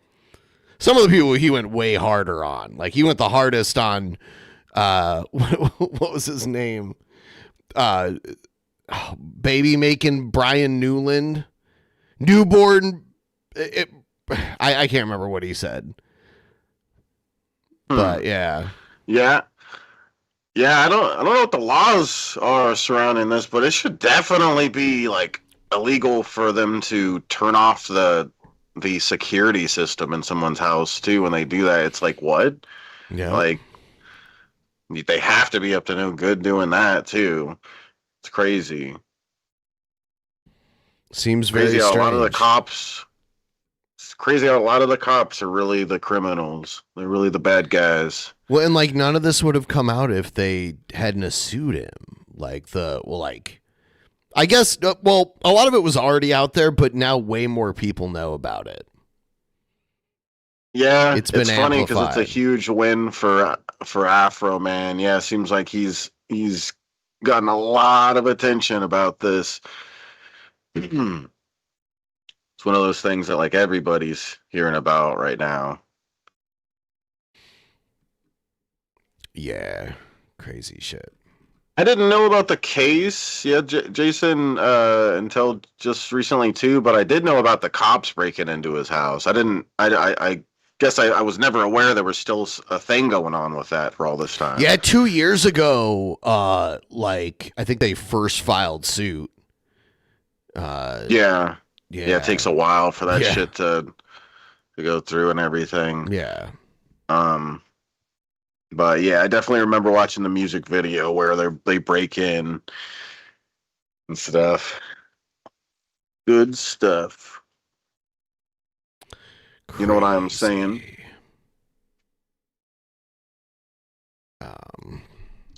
Cause it got high. Cause it got high. Yeah, I think this was a story that came out like 2 years ago. A legal battle over privacy for officers involved in a raid. At the center of it, rapper Afroman. After police searched his home, he used surveillance video of it in a music video and put images on merchandise. Now, some of the officers are suing. Our Alex Brochet traveled to Afroman's hometown of Winchester, Ohio, to learn more about the case that brought officers there and why Afroman decided to turn his experience into viral songs. I was gonna clean my room until I Of got course. high. It was This is the one that will get tagged. I got this one during the witness to my son's basketball game. Fast forward 2 decades later, this is life for Afroman now. Look at how he dressed. Him and his outfits. He had like a matching cup too. Yeah, dude. He lives in a small town in southern Ohio. It's got one of those fucking water towers and shit. Probably. I'll look it up. In Winchester, Ohio, playing the songs that made him famous. Cause I got high. Cause I got high. Cause I got high. But he also has some new tunes. Will you help me repair my gate? Will you help me repair my door? Baby pound game. These days, Afroman isn't just singing about weed. He's also rapping about his experience with police. Why you disconnected my video camera? Did you find what you was looking for? How long did it take you to write that song?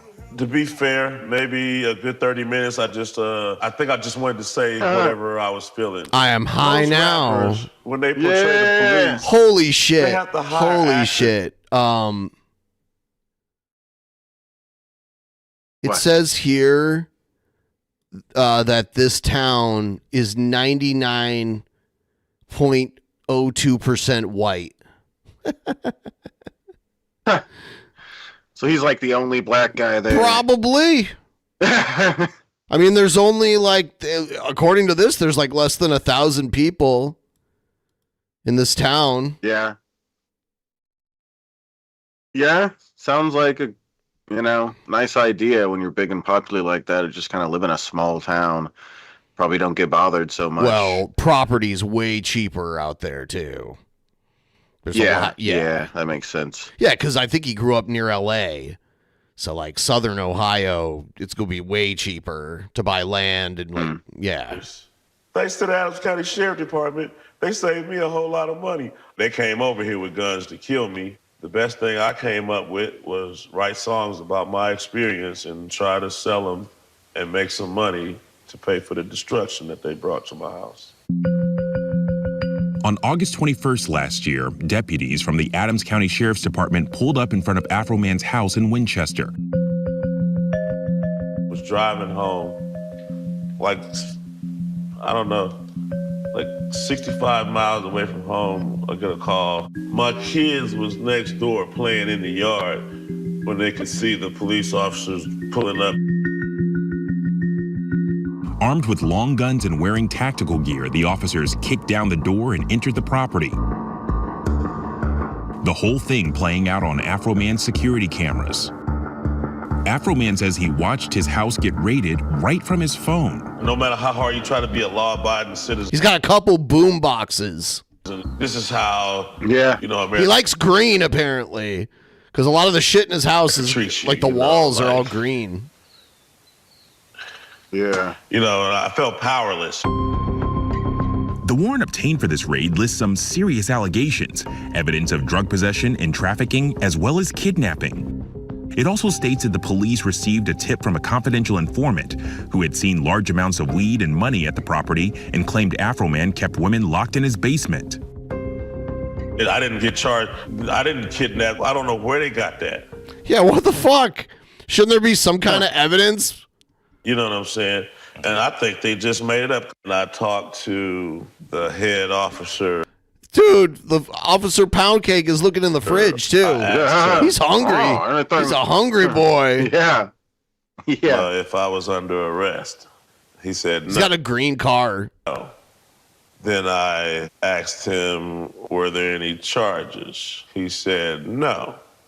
Then I asked him if he would help me put my door back on the hinges and help me fix my gate. And that's when he cracked a little smile and said, we're not required to do that. And that's their way of just letting you know that that's how it is and you can't do nothing about it. So I got to start from right there and figure out what's my move. Afroman went on and wrote 3 songs about the incident. Using the security camera video, he then released a music video that quickly went viral. Lemon pound cake, he wanna put down his Glock. Lemon pound cake, trending on TikTok. After Lemon Pound Cake and Will You Help Me Repair My Door, Afroman made merchandise, saying it was his way of getting justice. But 3 months later, he received a notice the officers involved in that raid were suing him, claiming they had suffered humiliation, ridicule, mental distress, embarrassment, and loss of reputation after the music videos were released. Their claim demanded they should have a loss of reputation using their image. What's your response to that? These big, tough dudes that laugh when you ask them to help you put your door back on the hinge, it's turned into these little whiny crybabies. Yeah, that's what I was thinking earlier. Like that girl watching that chick cry and stuff. It's like, aren't you supposed to have like a spine when you're doing a job like that? You'd think. Like me and you have been made fun of on the internet way worse than that. That's sissy bullshit. It's like, oh, Lisa Licklow, like who cares? Like, but she's all crying and stuff, and it's like you're a cop. You're supposed to be tougher than that. That's lame. That's pussy shit. Seriously. Yep. About my song, my only response to that was a rap song and a t-shirt. We reached out to the Adams County Sheriff's Department via telephone and also in person. A spokesperson said they could not comment about the case because it's still under investigation. We also reached out to the attorney representing the deputies. They declined to comment on the specifics of this case, but they did say in an email, I intend to argue my client's case in the Adams County Court, not in the court of public opinion or the press. Experts say this case raises some interesting legal points. The officers do have a reasonable right to privacy. We all do. But typically that something has to be exposed that is intensely personal and it would offend a reasonable person. Officers acting in their job, executing their job functions is typically not going to rise to the level of a violation of privacy. Afroman has lived in Adams County for 17 years, a county of 27,000 people, where 96% of the residents are white, according to the Census Bureau. Describe to me, how have these last 17 plus years been living here in this community? Yeah, when I ride down the street, I get the whistles, the out the window. Yeah, they've been overall nice to me. I had to go to Walmart the other day, And everybody was coming up to me, "Are you okay, man? I'm sorry about what you went through." And then they tell me stories that they're going through the same thing too, but they don't have the platform I have to expose it. While the lawsuit is still unresolved, Afroman is preparing to take a new direction. He's officially running for president in 2024. Oh my God. Well, that didn't happen. Your platform. That didn't happen. My platform is I want to make know he was ever marijuana, trying to do that. cannabis legal in all 50 states. There's no more raiding people for a plant. After that, I would like to see some serious police reform. If a cop doesn't wear a camera, he doesn't get a paycheck. Hey, I could win. I could lose, but I could win. Yeah, if nothing else, I'll give a voice to somebody who can run the baton further. He's one of many throwing his name into the ring. Our thanks to Alex Prochet for that. Hi. Oh my God. All right. So that's that. It's been going on for a while. Yeah. It's crazy. Yeah, it's interesting. Yeah. Yeah, it is. Yeah. Oh, damn. Oh. Yeah. Mad respect for Afroman. Mad respect for the Afroman. Yeah. Yeah. Yeah. Look at him go. So I think I'm just gonna wrap this one up, and there's stuff that we can get to on the next one. You know, there's some new Jared, there's some new Shanny, there's that kind of stuff.